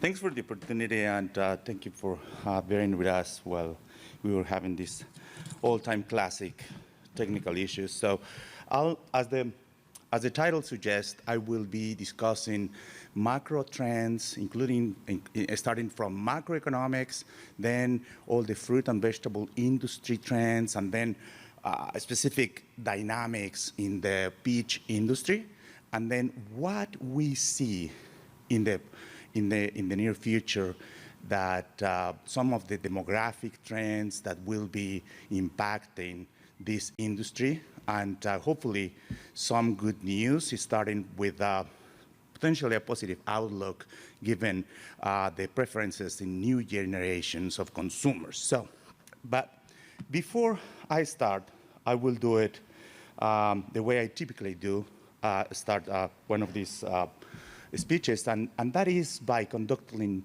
a seemingly unrelated small survey. So, who here likes to go hunting, to hunt? There you go, we have a few. Let's make it a little bit more specific. Who likes to go dog hunting? Nobody? Oh, there you go. What about goose hunting? Nobody. Let's be more exotic. What about swan hunting? I know that's a tricky one because that's illegal, right? But what about like black swan hunting? Nobody? Last question. Gray rhino hunting? No? Because if you either like black swan hunting or gray rhino hunting, guess what? You're in luck because they've been in season for a while. And let me tell you what I refer to that. Those are economic terms that refer to specific situations. So black swan was coined by a professor at Texas A&M, and the definition goes something like that: is an unpredictable event that is beyond what is normally expected. And many people say they don't exist until you see one, right? So that's a black swan. So it has severe implications, but those are unpredictable. Examples of that are 9/11, global financial crisis of 2014, Brexit. You get the idea, right? Whereas Gray Rhino is a predictable event with a great deal of impact, which is usually ignored, neglected, or minimized. So you see that coming, and you decide to ignore it. Examples of that are geopolitics, and we've had a few of those lately, starting with last night. Monetary policy of central banks, sustainability, adoption of new technologies, and things like that, right? So having said that, the industry as a whole and the whole world has been involved in all these changes happening, big trend, mega trend happening in the industry. So we see this massive collision of supply side forces and demand side that will continue to change, to challenge the industry, but also create opportunities, but overall change. And that will happen more rapidly in the future than it has in the past. So let's start with a couple of examples on the demand side. Globally, we see that consumers have been usually having higher expectations, and they still now prefer more protein, better products, something that is healthful but at the same time tastes good. And still, incomes continue to rise in places such as the Asia Pacific, with middle class growing really, really fast. And that will continue to be the case. So now we see consumers that have these seemingly contradictory desires. On the one hand, they want year-round availability of everything, fresh produce year-round of everything. But at the same time, they want it to be locally grown, even when that is not possible, right? They want perfect quality. But please grow it organically and use less pesticides. Also, they want more convenience. But please use less plastic, because we don't want more plastic in the oceans. Anyway, so those are some of the challenges on the demand side. On the supply side, you've been hearing all this and experiencing increasing regulation, land constraints, water constraints, labor constraints, increasing regulations all along, right? And if on top of that you put still ripple effects from the pandemic and geopolitics aspects that are truly reshaping the way that we do business and the prices of things, you see that, that picture, this massive collusion. So when I showed this to my daughter, she's like, this looks inflationary to me. She's 16, and I will talk a lot about my daughter later in the presentation about how I see her generation changing the way they will be consuming specific fruits in the future. So guess what? She was right. And we've been experiencing this elevated inflation, the highest in 4 decades, so that's nothing new. 2 years ago, the question was, is this inflationary trend is going to be transitory or persistent? Now we know the answer. It was not transitory, and it continued to erode purchasing power for consumers and how they are behaving. Now, according to yesterday's numbers, inflation is back up, but that will continue. We're expecting that will continue this downward trend, converging eventually to the Fed's target, probably not this year, but hopefully in 2025, right? And now we see still some signs of consumer resilience. They say consumer expenditure is been quite resilient, and also the job market. Now, in terms of consumer expenditure, let's see how much of that is being put in credit cards and how that will be impacting consumer confidence this year. So related to this inflationary environment, we see the response from the Fed and also from central banks around the world. And now economists have been gotten a lot of predictions wrong over the past 24 months. First of all, not many were able to anticipate that we were going to see this persistent inflation so high for so long. And then nobody was expecting interest rates to rise, to increase as fast and as high. 18 months ago, they were saying probably we will have an interest rate, Fed's interest rate, about 4, maybe 4.5. That was the most drastic change. Anyway, we now have the highest interest rates in 20 years, right?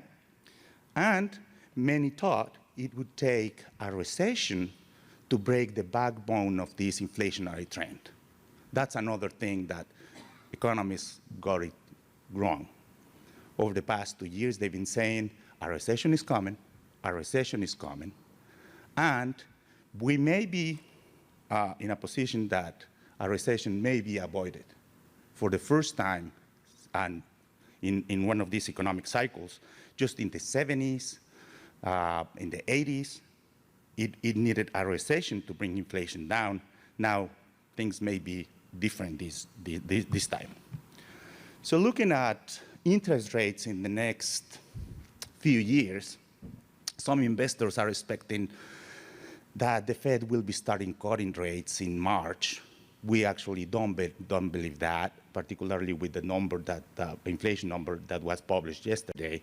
But we do believe that interest rates will be cut by the second half of this year. We think 3 times, accounting for a total of 75 basis points. So if today the base rate is about 5.25, so we may end up the year with a Fed's rate about 4.50. So which more affordable money is on the way.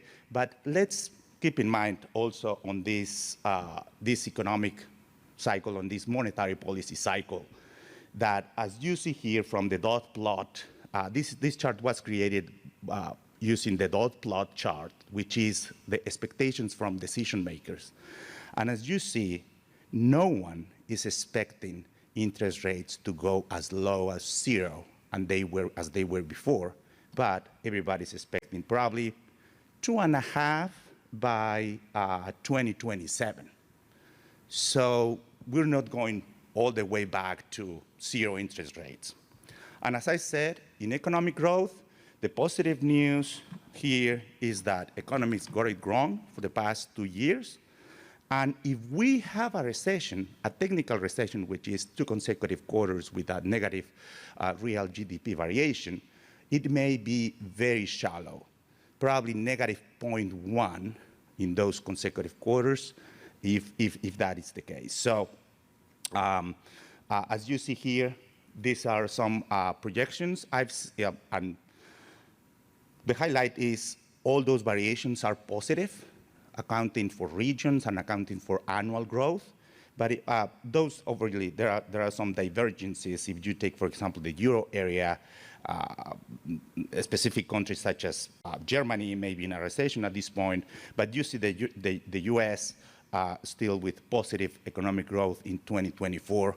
As I said, probably one quarter, a couple of quarters may not be positive, but still the overall economic growth in 2024 is expected to be positive. And then 2025, the economy should be rebounding. Something related, and with this I will be ending with the macroeconomic section, and then I will be touching on other supply side forces impacting the industry. So another one is exchange rates. So international trade may not be as relevant for the peach industry as it is for other industries such as tree nuts. For example, for tree nuts, you see almonds, pistachios, and walnuts. 70% of what is produced is exported. So they've been impacted by this very strong dollar against key currencies. For peaches, the main exports go to Canada and increasingly to Mexico. So now you see there that the Mexican peso it's been strengthening over the past few months, and that is due to this increasing gap between the interest rates that Banco de Mexico is paying and the interest rate that the Fed is paying. So that now is 600 basis points, and the Mexican peso will continue strong in 2024. So that increases the competitiveness of U.S. peach exports going to Mexico. So that's a piece of good news in terms of exports to Mexico for 2024. Touching on another aspect, this is our logistic cost, basically trucking cost and ocean containers rates. You see, like 2 years ago, we were in the middle of a perfect storm with a lot of logistical challenges. That has gotten better over the past couple of years. Obviously, this is subject to all the volatility due to geopolitical aspects of what is happening in the Red Sea. Now also the Panama Canal is quite low because they are in the middle of a drought. But we will see how things move in terms of transportation cost, energy cost in general, things like that. So it's been positive, but it's subject to this volatility, as I said. Another important component is fertilizer cost. This is an affordability index that we built. So it's just comparing the prices of a basket of fertilizer relative to the price of a basket of commodities. So the lower is that affordability declines, just like the peak that we had in 2022 with very, very high prices for fertilizers. Things got better during 2023, and we are expecting that in 2024 things continue with that trend. Again, it may be subject to change due to geopolitical aspects that are developing as we speak. But besides that, the trend should be positive in terms of cost, at least for fertilizer this year. All right, so that's on the supply side.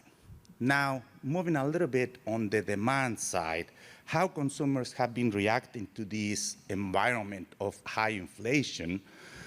Here are some hard numbers. Obviously, everybody knows like consumers have been searching for value, in many cases trading down or trading out. But one specific set of data that I want to show is this one, that's the year-on-year variation of retail food sales. So that's all sales by retail, traffic plus basket by type of supermarket. So as you see, that's all 2022, and I have the data for 2023, and we saw the similar trend continuing in 2023. So what do we have here?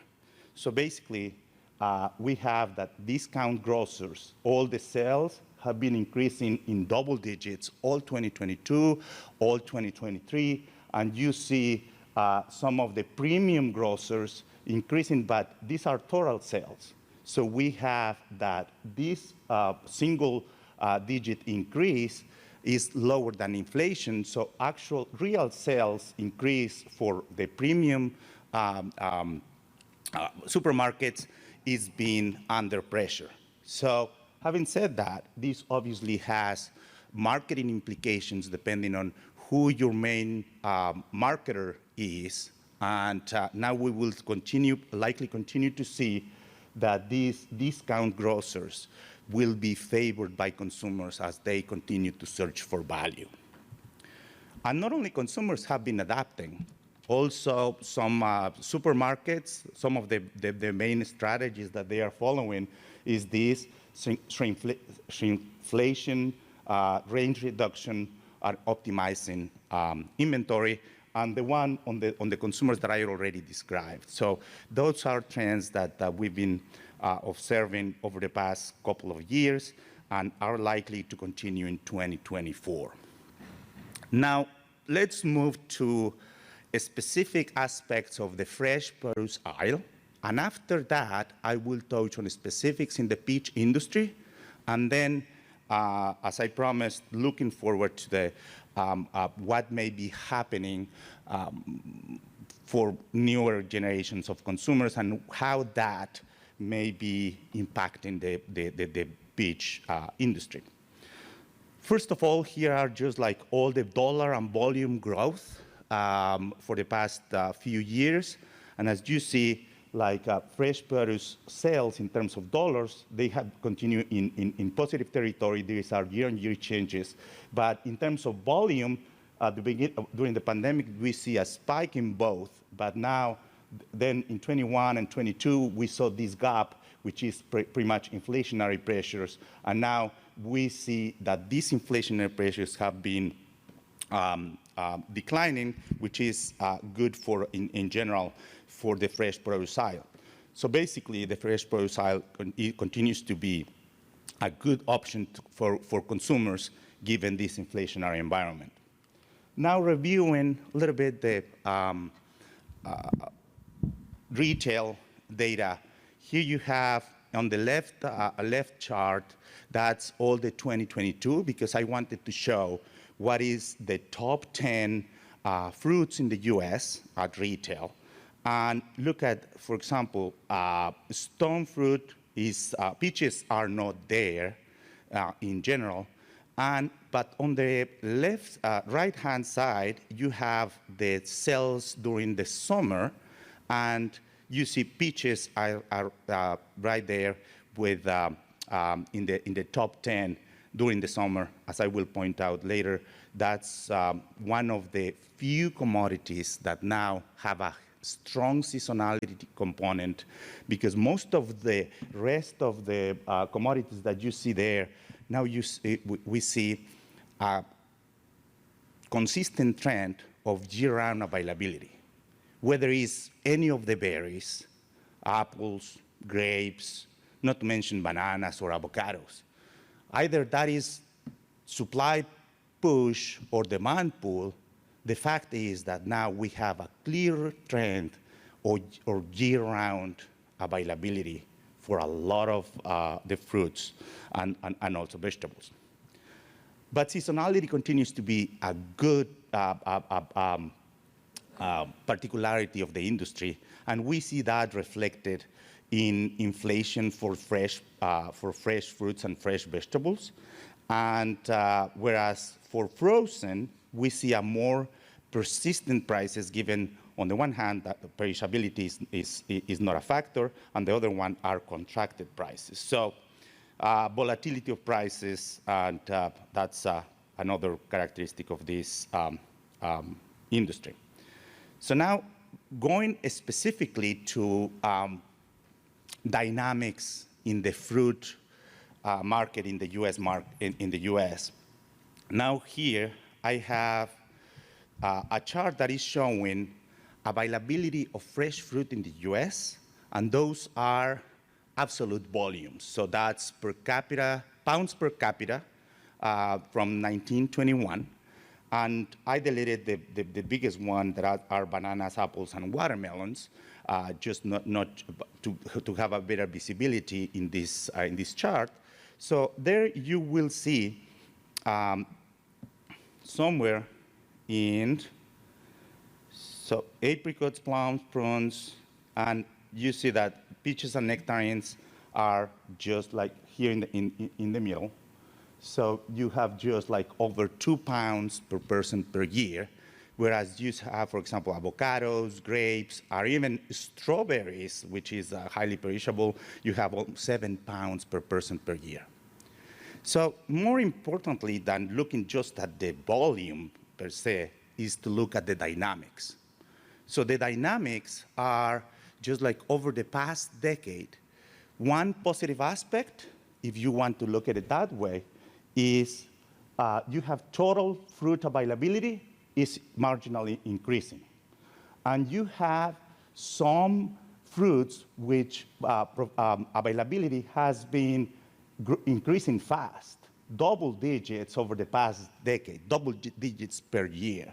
So you see raspberries, pistachios, blueberries, avocados, limes, mandarins, blackberries. So what's the common denominator for that? Important demand drivers is the powerful combination of healthfulness, convenience, and taste. And on the other hand, you see the industries that have been declining in terms of availability. And on the far right, you see peaches and nectarines, which have been declining about 8% per year over the past decade. And you see all other fruits right here. So I will try to identify some of the opportunities now for the industry, because this is history. The peach availability, it's been declining in part because the industry has been trying to reach a new supply-demand balance to improve profitability, particularly in California, that this industry has been declining fast because, one, it is very labor-intensive, and it was lacking profitability. And then they were planting, starting 20 years ago, a lot of almonds. Now they are replacing almonds with pistachios, but that's a different story. So let's just stay with that for now. And later in the presentation, I will point out some opportunities that I think are key to change these dynamics, this declining trend of availability of peaches for the future. Let's just put it that way. Another dimension that is interesting to look at is the potential for growth. And this is measured by household penetration. So what's the proportion of households in the US that buy any given fruit during a given year, right? And you see, probably you will not agree with the specific numbers. In my opinion, these are have a estimated sampling error to the downside, because, for example, bananas and apples is higher than that. I know that strawberries should be around 70, at least 70%, and I know blueberries is over 50% currently. However, if you see the ranking, that probably makes sense in terms of household penetration. So now you see peaches, about 40% of US households that buy peaches.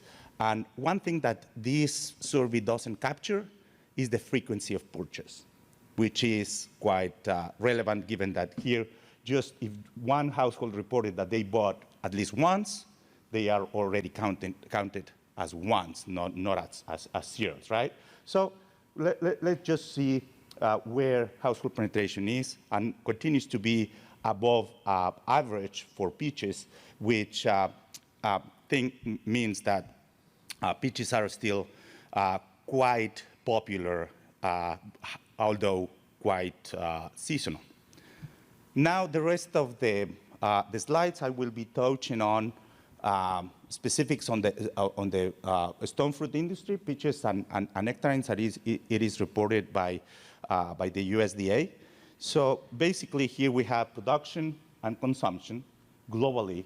And one thing to notice here, the total production, global production of peaches and global consumption has been increasing, but you see China has been the largest producer of peaches since forever, but the proportion is increasing. So if you see, that's the segment that is pretty much the only segment that is growing, whereas the US accounted for about a little bit more than 1/10, 20 years ago, 1/10 of global production.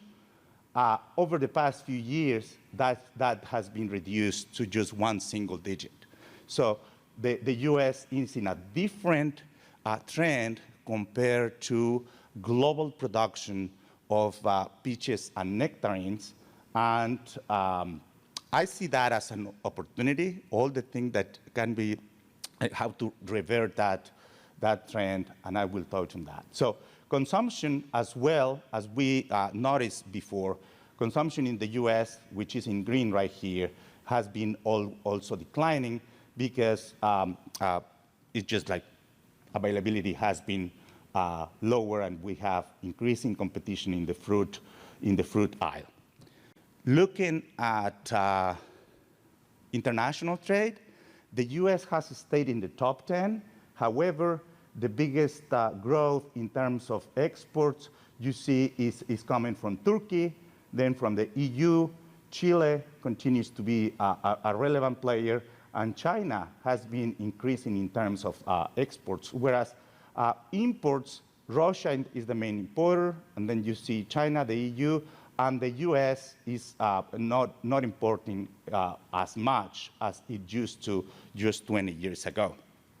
Looking at the specific US market, here you have production, utilization, and two ratios.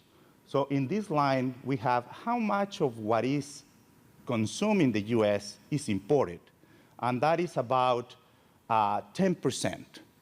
Basically, counter-seasonal imports coming from Chile. So it has stayed relatively without a clear trend. So about 10% of what is consumed is imported, and about 20% of what is produced is exported. And that has been, if you compare it to this level in 2009, has improved over the past few years. Now, where are those exports going to? So the main export markets for US peaches is, the largest market is Canada, but it's been declining.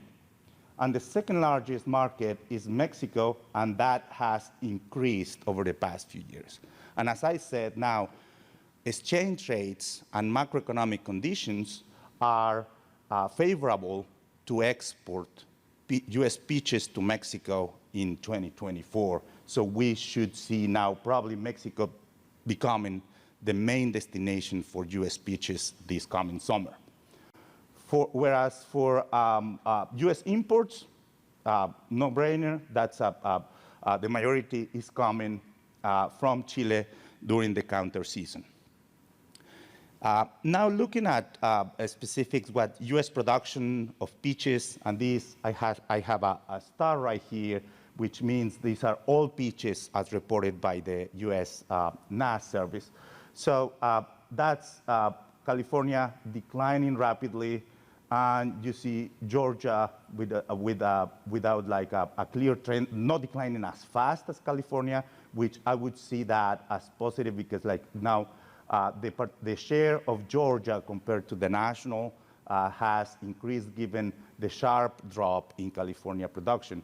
And prices have been generally increasing, obviously, like you could say not fast enough given the increasing cost as well, but that is all peaches as well. Like recently, those are the trends, and now you have, again, Georgia, South Carolina, and California prices to the grower in USD per ton.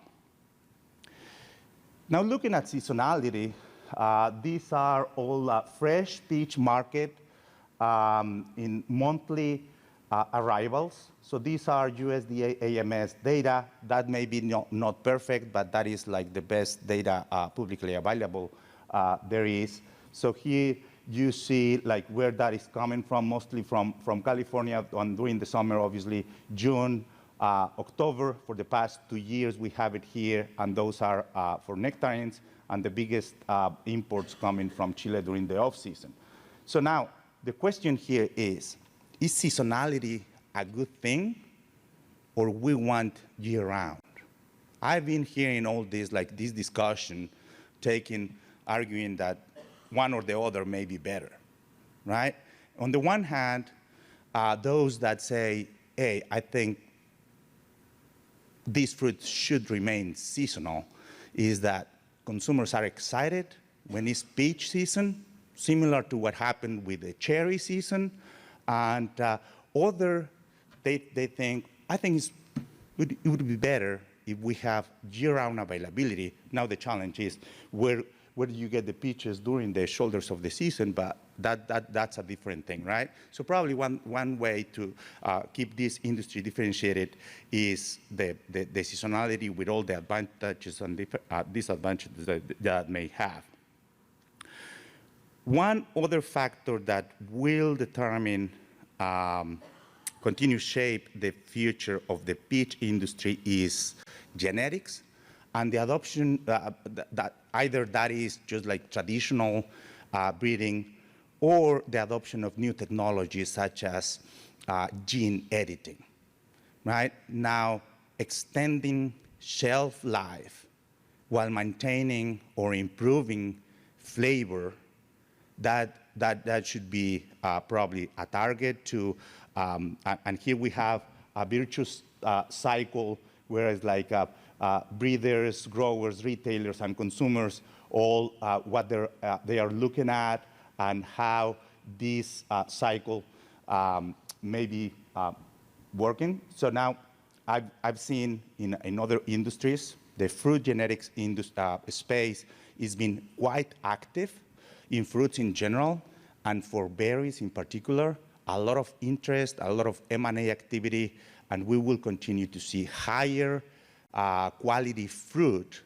And obviously, this has to be a win for consumers because the fruit will be offering superior eating experience, but also for growers, like more input efficient, better quality, higher yields, things like that. So genetics will have to continue improving for both, for the grower and for the consumer as well. Having said that, I will go to the last part of my presentation, and that is how I see things moving forward, given the generational change of consumers. So here, these are the composition of the previous, the last 4 generations in the US. So we now have a more diversified, ethnically set of consumers for the Gen Zers. So here you have the early boomers, Gen X, millennials, or Gen Zers, also known as centennials. And let me tell you a story about this. I will make an analogy with how in every generation we have listened to music and how tastes are kind of going back to the old times, right? So the way, and I was putting this together, remembering that my daughter, who is 16, she's been asking us to buy her a vinyl record player. And my wife was like, why is that? Don't you have all the music you want in YouTube, in Spotify, and things like that? Yes, but I want a record player. But you don't have records. I will buy some. So, but that is not convenient. No, anyway, we couldn't convince her that that was not a good idea. So finally, like a week ago, finally she got her record player. And then we found out that that was very cool in the generation. Now all the teenagers, they want a vinyl record player. And they are buying records from, like, even in the case of my daughter, she's buying like classic music and things like that. So that's kind of counterintuitive, right? But just like going back, this generation, they were listening to music with a record player. Then here, we were listening probably cassettes, and millennials, they were like from CDs, iPods, downloading music, and now everything is in the cloud. Everything is digital. And if we look at what was one of the favorite fruits of every generation, probably, I don't know if you agree with this, this is just my assessment, I was just putting this together before that. Probably peaches, here probably apples, oranges. Millennials, they were all about avocados and berries.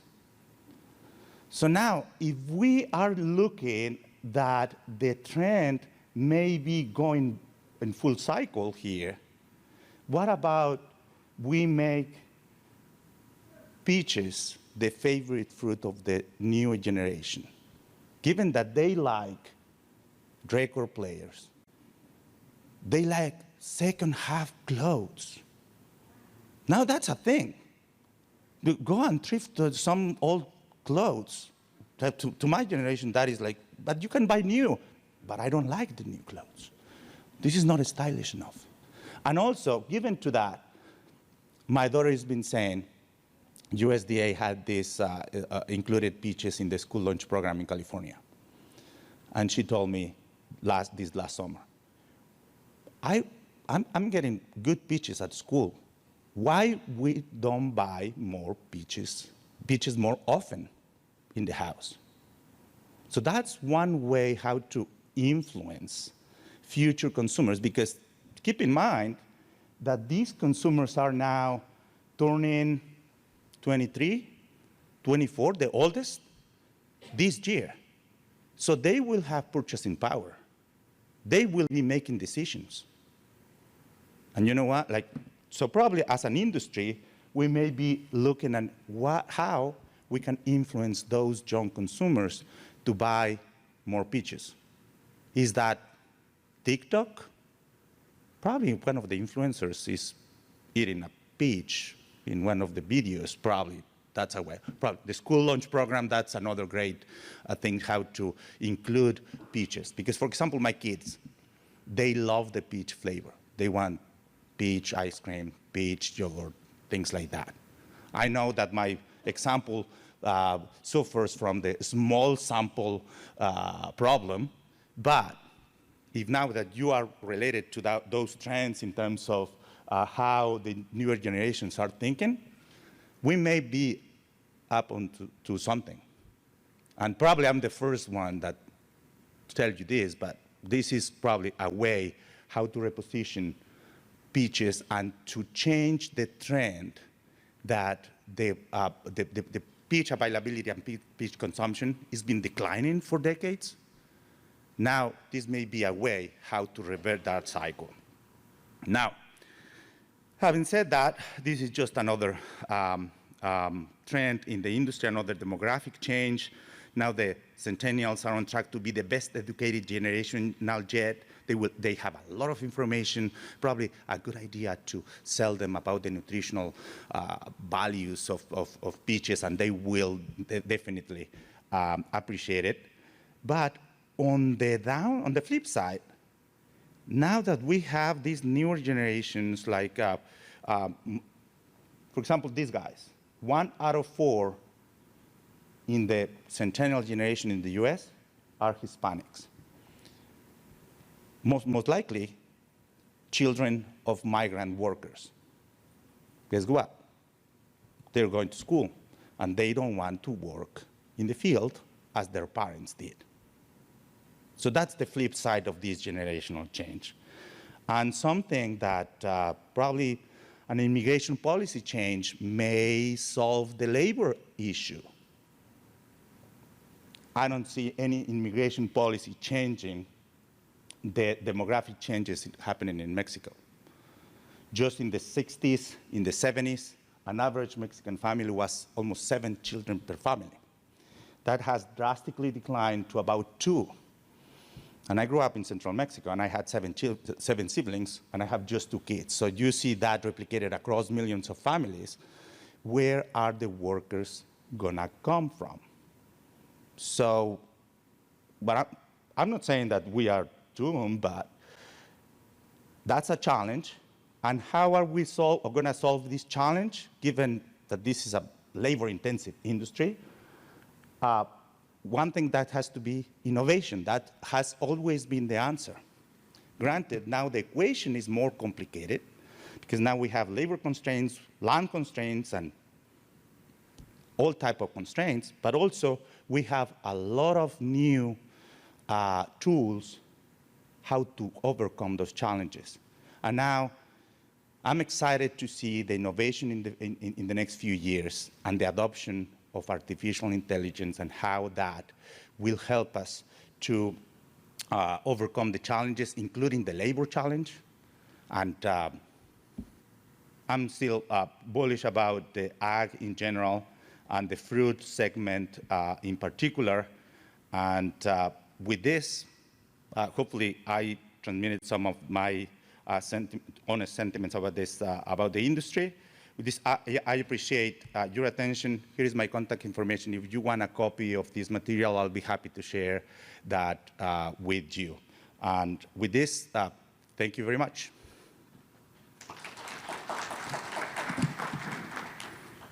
All right, and last but not least, our final speaker of today is Jennifer Dunn with University of Georgia, and she is going to talk to us about the Rural Georgia Grower Strong program. Yes, yes. Do I need to, can I take it off? If you can get, I don't know. Okay. Oh, look at you. I don't know. I don't like to stand up here. There's only a few of us in here, and this is when they opened up the cash bar, so like everybody's leaving, right? I loved coming in and hearing the last part of the session about, you know, bringing peaches back, like they brought record players back. You know, that's kind of cool. So for those of you who are here because you saw in the program what you were doing, you know, what was being offered, what do you think you're supposed to hear right now about rural Georgia growing stronger? Let me rephrase that. What do you want to hear? Oh, it is, yeah, health is missing an L, yeah. Okay, let's get out of there. Nobody caught it, and this doesn't work, so thank you for catching that. Okay, I'm not going to talk about what is rural Georgia. That's okay. Don't worry about it. No biggie. We can be flexible. But so what did you think when you thought about the rural Georgia growing stronger or whatever, about rural mental health or stress or anything like that? What did you think you were coming in here to hear about? Stress relief. Okay, we're going to talk about that. So I did this session this morning in the strawberry conference, and I said, hey guys, I heard that peach farmers are really stressed out. Are y'all stressed out? And they said, we're more stressed out than the peach farmers. So the strawberry farmers, if they have a competition with y'all, so I would love to hear what, I think I know what is stressing out peach farmers, but what are some things that are stressing y'all out? Oh, that's bright. Financial. Oh, that one works? Okay. Nope. Yeah, you know, it's fine. Yeah. I don't even want to use the slides anyway. I just sort of use them as a template. So financial stuff is stressing out peach farmers. What else? Weather. What else?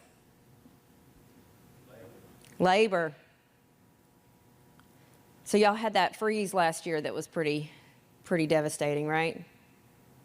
So, am I correct or wrong about that? Yes, okay, that's what I thought. I read Pam Knox's blog, and how many of y'all are from Georgia, or who's from another state? Let me start with that. I live in Georgia. Yeah. Where are you from? South Carolina? Okay. Where?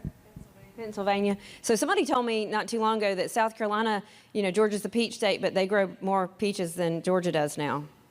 But Georgia now grows more citrus than Florida does. So I'm like super confused about the whole thing.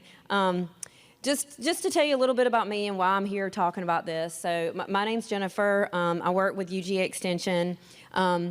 And how it started was we had a big hurricane come up, and at the time I was working for the Department of Behavioral Health. I'm a licensed marriage and family therapist, and I was working in southwest Georgia in about 24 counties that are very, very rural in nature. And mostly we're working with people who had severe mental health issues and things like that. But we had this hurricane, and we'd had a couple of hurricanes, but nothing like Michael. And I started getting a lot of phone calls from farmers, and I started getting a lot of phone calls from banks and from ag agents and from people who were working with farmers about they just lost everything, like in one day, you know, and depending on whether they had crop insurance or not. And by the way, my dad is one of those farmers. He grows cotton and peanuts and corn, and that was the best year for cotton, 2018. And you know, fortunately, he had crop insurance, but some of his friends did not. And, you know, they still talk about that year that they lost all that. And so I started working with UGA, working with the ag agents, and going to some of their meetings to find out what's going on. But one of the things I do when I go to these meetings is I ask them what stresses them out, just like I asked y'all. And they tell me 100% of the time everything you just said, weather and something to do with finances, whether it's labor cost or interest rates or input cost or anything like that. So the next question I always ask is, what do you do to relieve stress? So I'm going to ask y'all, what do you do to relieve stress?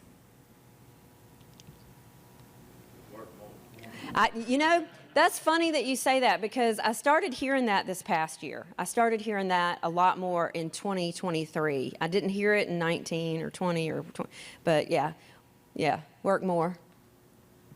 What else do you do to relieve stress? And I ask this because sometimes we can learn from each other. Like, say it again. Sports, yes, okay, all right. You play sports? You watch it? Okay. A lot of times, somebody said that in the strawberry session this morning, that they go watch their grandkids play, baseball games and things like that. I started praying more. So 100% of the time I hear pray. Yeah. There's another one I hear 100% of the time. What do you think it is? Drinking. That's right.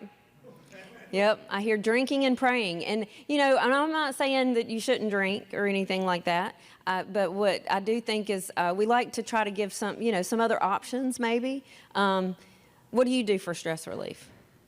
Yeah. It hasn't been mentioned. I'm just kind of hanging out with my family. Okay. Yeah.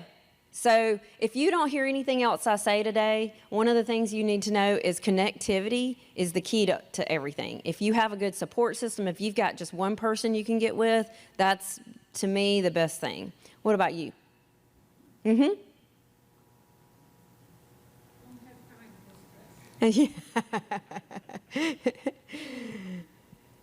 Okay.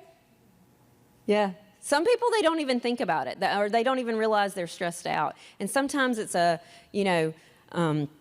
pouring yourself back into it and just working more and that kind of thing. Let me see what else I got on here. I think I've got, there's a, hold on. I don't know what that said. I hope I didn't do anything wrong.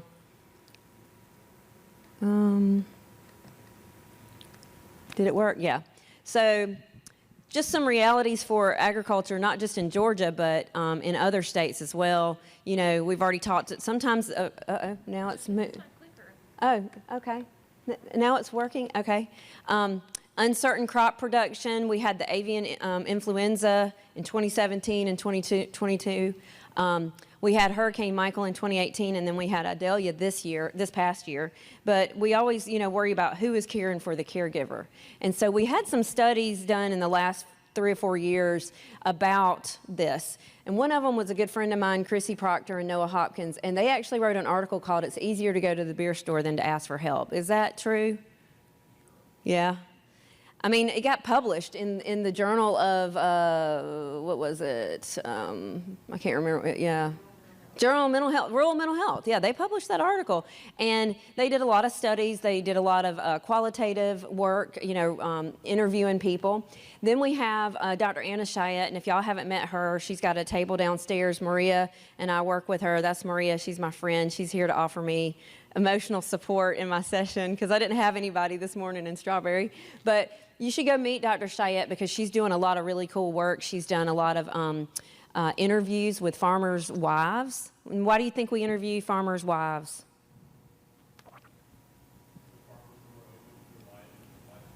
Yeah, that's right. Yep, you hit the nail on the head. Then we had a study that I'm going to talk about a little bit more in depth in just a second from the Mercer folks, Dr. Basie and Dr. Ann Montgomery. And then some of the stuff I'm telling you about right now was in the Journal of Extension that myself and some other of our ag agents and Dr. Chiat published in the Journal of Extension about when I go to the production meetings and I talk to them about stress. So I'm not going to go through all that. because death by PowerPoint at this time of day, y'all are probably like ready to be done. But some of the things that I do think are interesting is a lot of farmers said that they would go and get services through their primary care physician. But 36 really knew of only an option of care in their area. The problem with the reason I'm bringing this up is because some counties in Georgia and South Carolina, even in Pennsylvania, don't even have a primary care doctor in their county. And so, you know, that to me is something that is a red flag. And by the way, if anybody wants these slides, I think I added them to the website, but you can email me to get them and I can send them to you. And then I've got taken a breath to talk, you know, before we talk about suicide. It's a pretty heavy topic, but this is some of the data. So when I would go to the production meetings in 2022, I handed out these surveys. And so we had, from January to April of that year, we did 151 surveys in 157 of Georgia's 159 counties. So this is pretty recent data from Georgia farmers. And it's alarming to me that we have a lot of people that are thinking about suicide, that are admitting it, because a lot of people are not going to admit it. And this was an anonymous survey, but the fact that they filled it out and said that they were thinking about it, you know, suicide, I think, is, for occupations, farming is third, and that's pretty scary. I've known some farmers who took their life, just frankly, and so I don't want to ignore that or not talk about it, even though it's hard. I mean, that's why we're doing some of this, is so that people feel like they have a place to go. Does any of this surprise any of you, or you're like, yeah, I figured it was like this?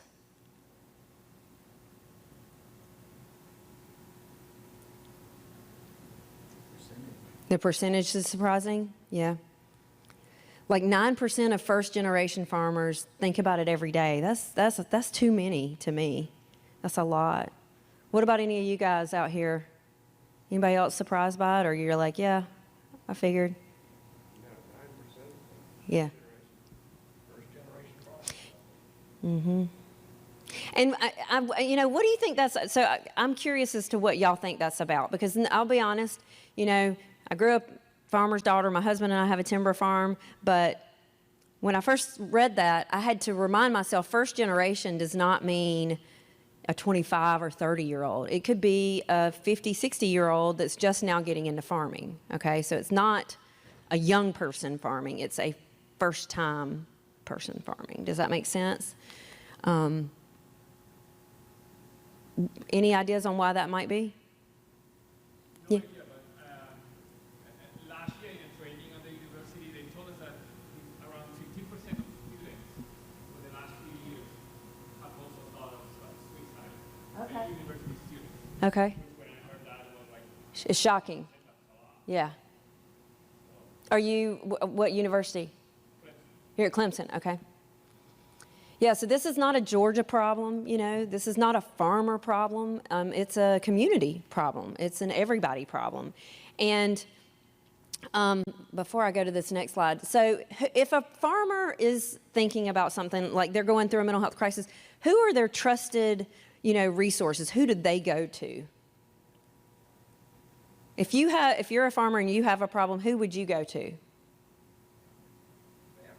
Okay. Anybody else?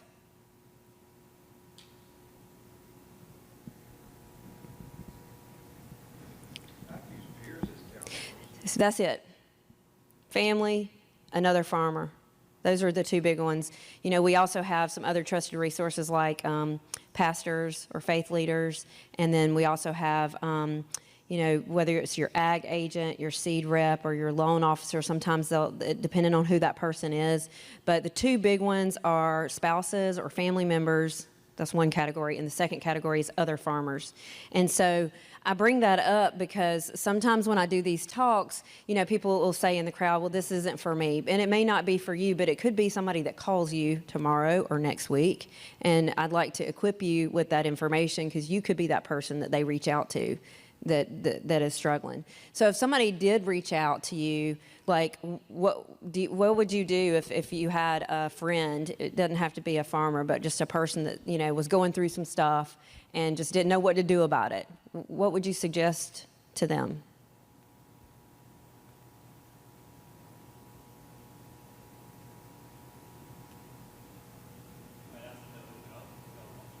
Yeah. Do you know where you would let's say they needed to talk to somebody professionally? Yeah. Doesn't it always, right? But in a crisis, you don't want to stop and be like, what's your health insurance, you know? But sometimes, you know, you have to. I wanted to make sure everybody does know there's a number you can give out. It's called 988. It's like 911, but it's for somebody that's in like an emotional or a mental health crisis. And the good thing about 988, so I encourage everybody to save it their phone, is when you call that number, they're going to send out either 2 or 3 people that are licensed like me, that are therapists, and they'll come to your house. So I'll just use Baker County of Georgia. Baker County's got about 3,000 people in it. Now, if I'm a farmer and I drive the Dodge Reg 250 and I need to go talk to somebody, everybody's going to see my Dodge Red 250 at the mental health clinic because there's only 3,000 people in Baker County, right? So sometimes they don't want to do that, and they don't want to go to sometimes even to see their doctor. So 988 is a way for people to have somebody, a professional, come to that person. They can come to your farm, they can come to your house, they can come to, if you're at the grocery store and you're sitting in the parking lot, you know. So I just make sure everybody has that number because I think it's a really, really good resource. So I don't know if you can see this because it's dark, but some of the top stressors are balancing home and work life. Some of this research was done right after COVID, so COVID came up as a big topic. Because one of the things we found about farmers is the places that they would go to interact and connect with people, like church and the local restaurant, those were all shut down. And so, you know, if you're on a tractor or you're out in the field all day, and then you don't have your normal places you can go and like meet and see people, it made it really, really hard. What about succession planning? Do y'all hear about that? Yeah? Like, what do you hear about that as a concern? Well, in today's environment, I mean, would you actually want your generation, your children, or anybody to come into this business in particular? But if you don't have family and you have a business, then what do you do with that? Yeah. I mean, just personally, I can tell you, so my dad has a farm, I told y'all that, and the idea was he was going to give it to my brother. And then my brother had a heart attack and died a couple years ago. And so now it's like me. And, you know, I have a timber farm and he lives an hour, my dad lives about an hour and a half away. Do I want to get into cotton and peanuts and corn when I don't know much about that? I mean, I could learn, but so it's all this like pressure, you know, this is a farm that's been in our family for generations and now I'm it, you know.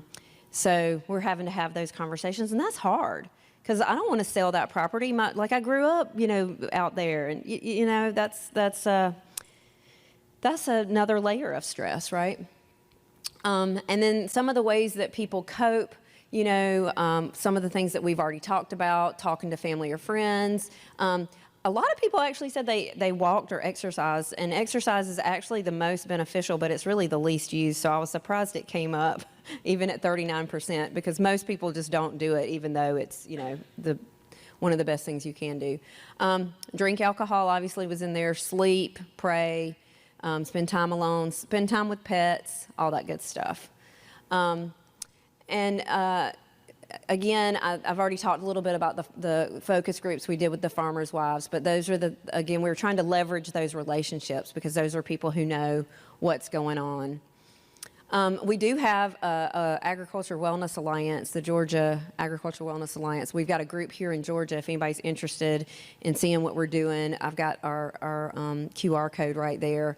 And then we've been doing stress summits in Georgia, and our next one is in this year in March. It's on March the 20th, and it's going to be in Pickens County, which is in North Georgia. So I don't know, again, y'all live all over the place, but if anybody's interested in that, just let me know. You can reach out or you can get with Maria.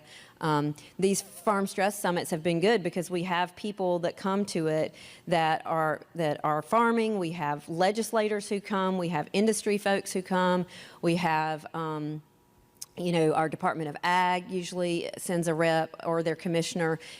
When we have it in March, it's during legislative session, so sometimes it makes it hard for the commissioner to be there. And this year, we're hoping the commissioner for the Department of Behavioral Health is going to talk. He's actually a poultry farmer, so we'd love to get more peach folks involved because we know that it's been a stressful couple of years. And then this was Mental Health Day at the Capitol last year. I spoke. On the far left is Tyler Harper. He's the commissioner for the Department of Ag. And then in the middle is Commissioner Kevin Tanner, and he's the commissioner for the Department of Behavioral Health. It's the first time we ever featured rural mental health and had an ag focus at a really behavioral health, mental health day. It was very, very exciting, and a lot of people got really invigorated about this and started talking about it. And this is like a group picture right there of all of us. And this year, we're doing it again, and it's in a couple of weeks, January 24th. So if I told you about 988, but if you wanted to share any of these screenshots, you can do a Google search of 988. They've got some ag specific, and they also have them in other languages for people. So if you work with a clientele that speaks another language, they have them in, I want to say like 49 different languages. They've got it very accessible for anybody that could use it. And I do hope that other people start promoting 988 because it is a resource that we're all that's available to everybody.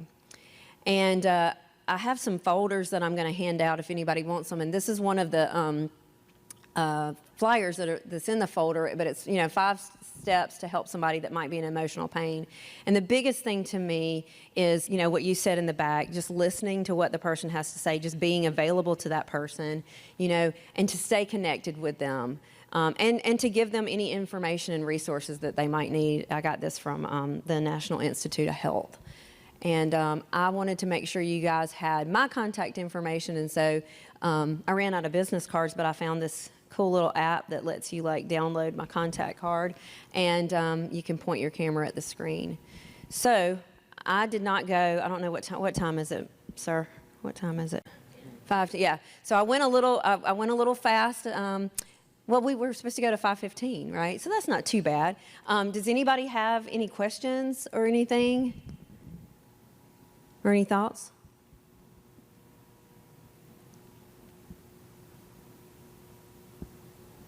Anything I didn't address that you wanted me to? Y'all ready to be done? It's the end of the day. There's a bar downstairs. We talked about drinking, So, yeah, right. Well, I'll be available to talk. I'll be hanging out. I'll be here tomorrow morning we have a table downstairs. We've got a survey. If you like Georgia Bulldogs, we give out little squishy bones that say University of Georgia. I'm sorry if you don't like us, but I want to thank you for what you do. No matter what you do in this industry, I hope you know it's important and that we appreciate it. And yeah, that's it. Thanks, guys.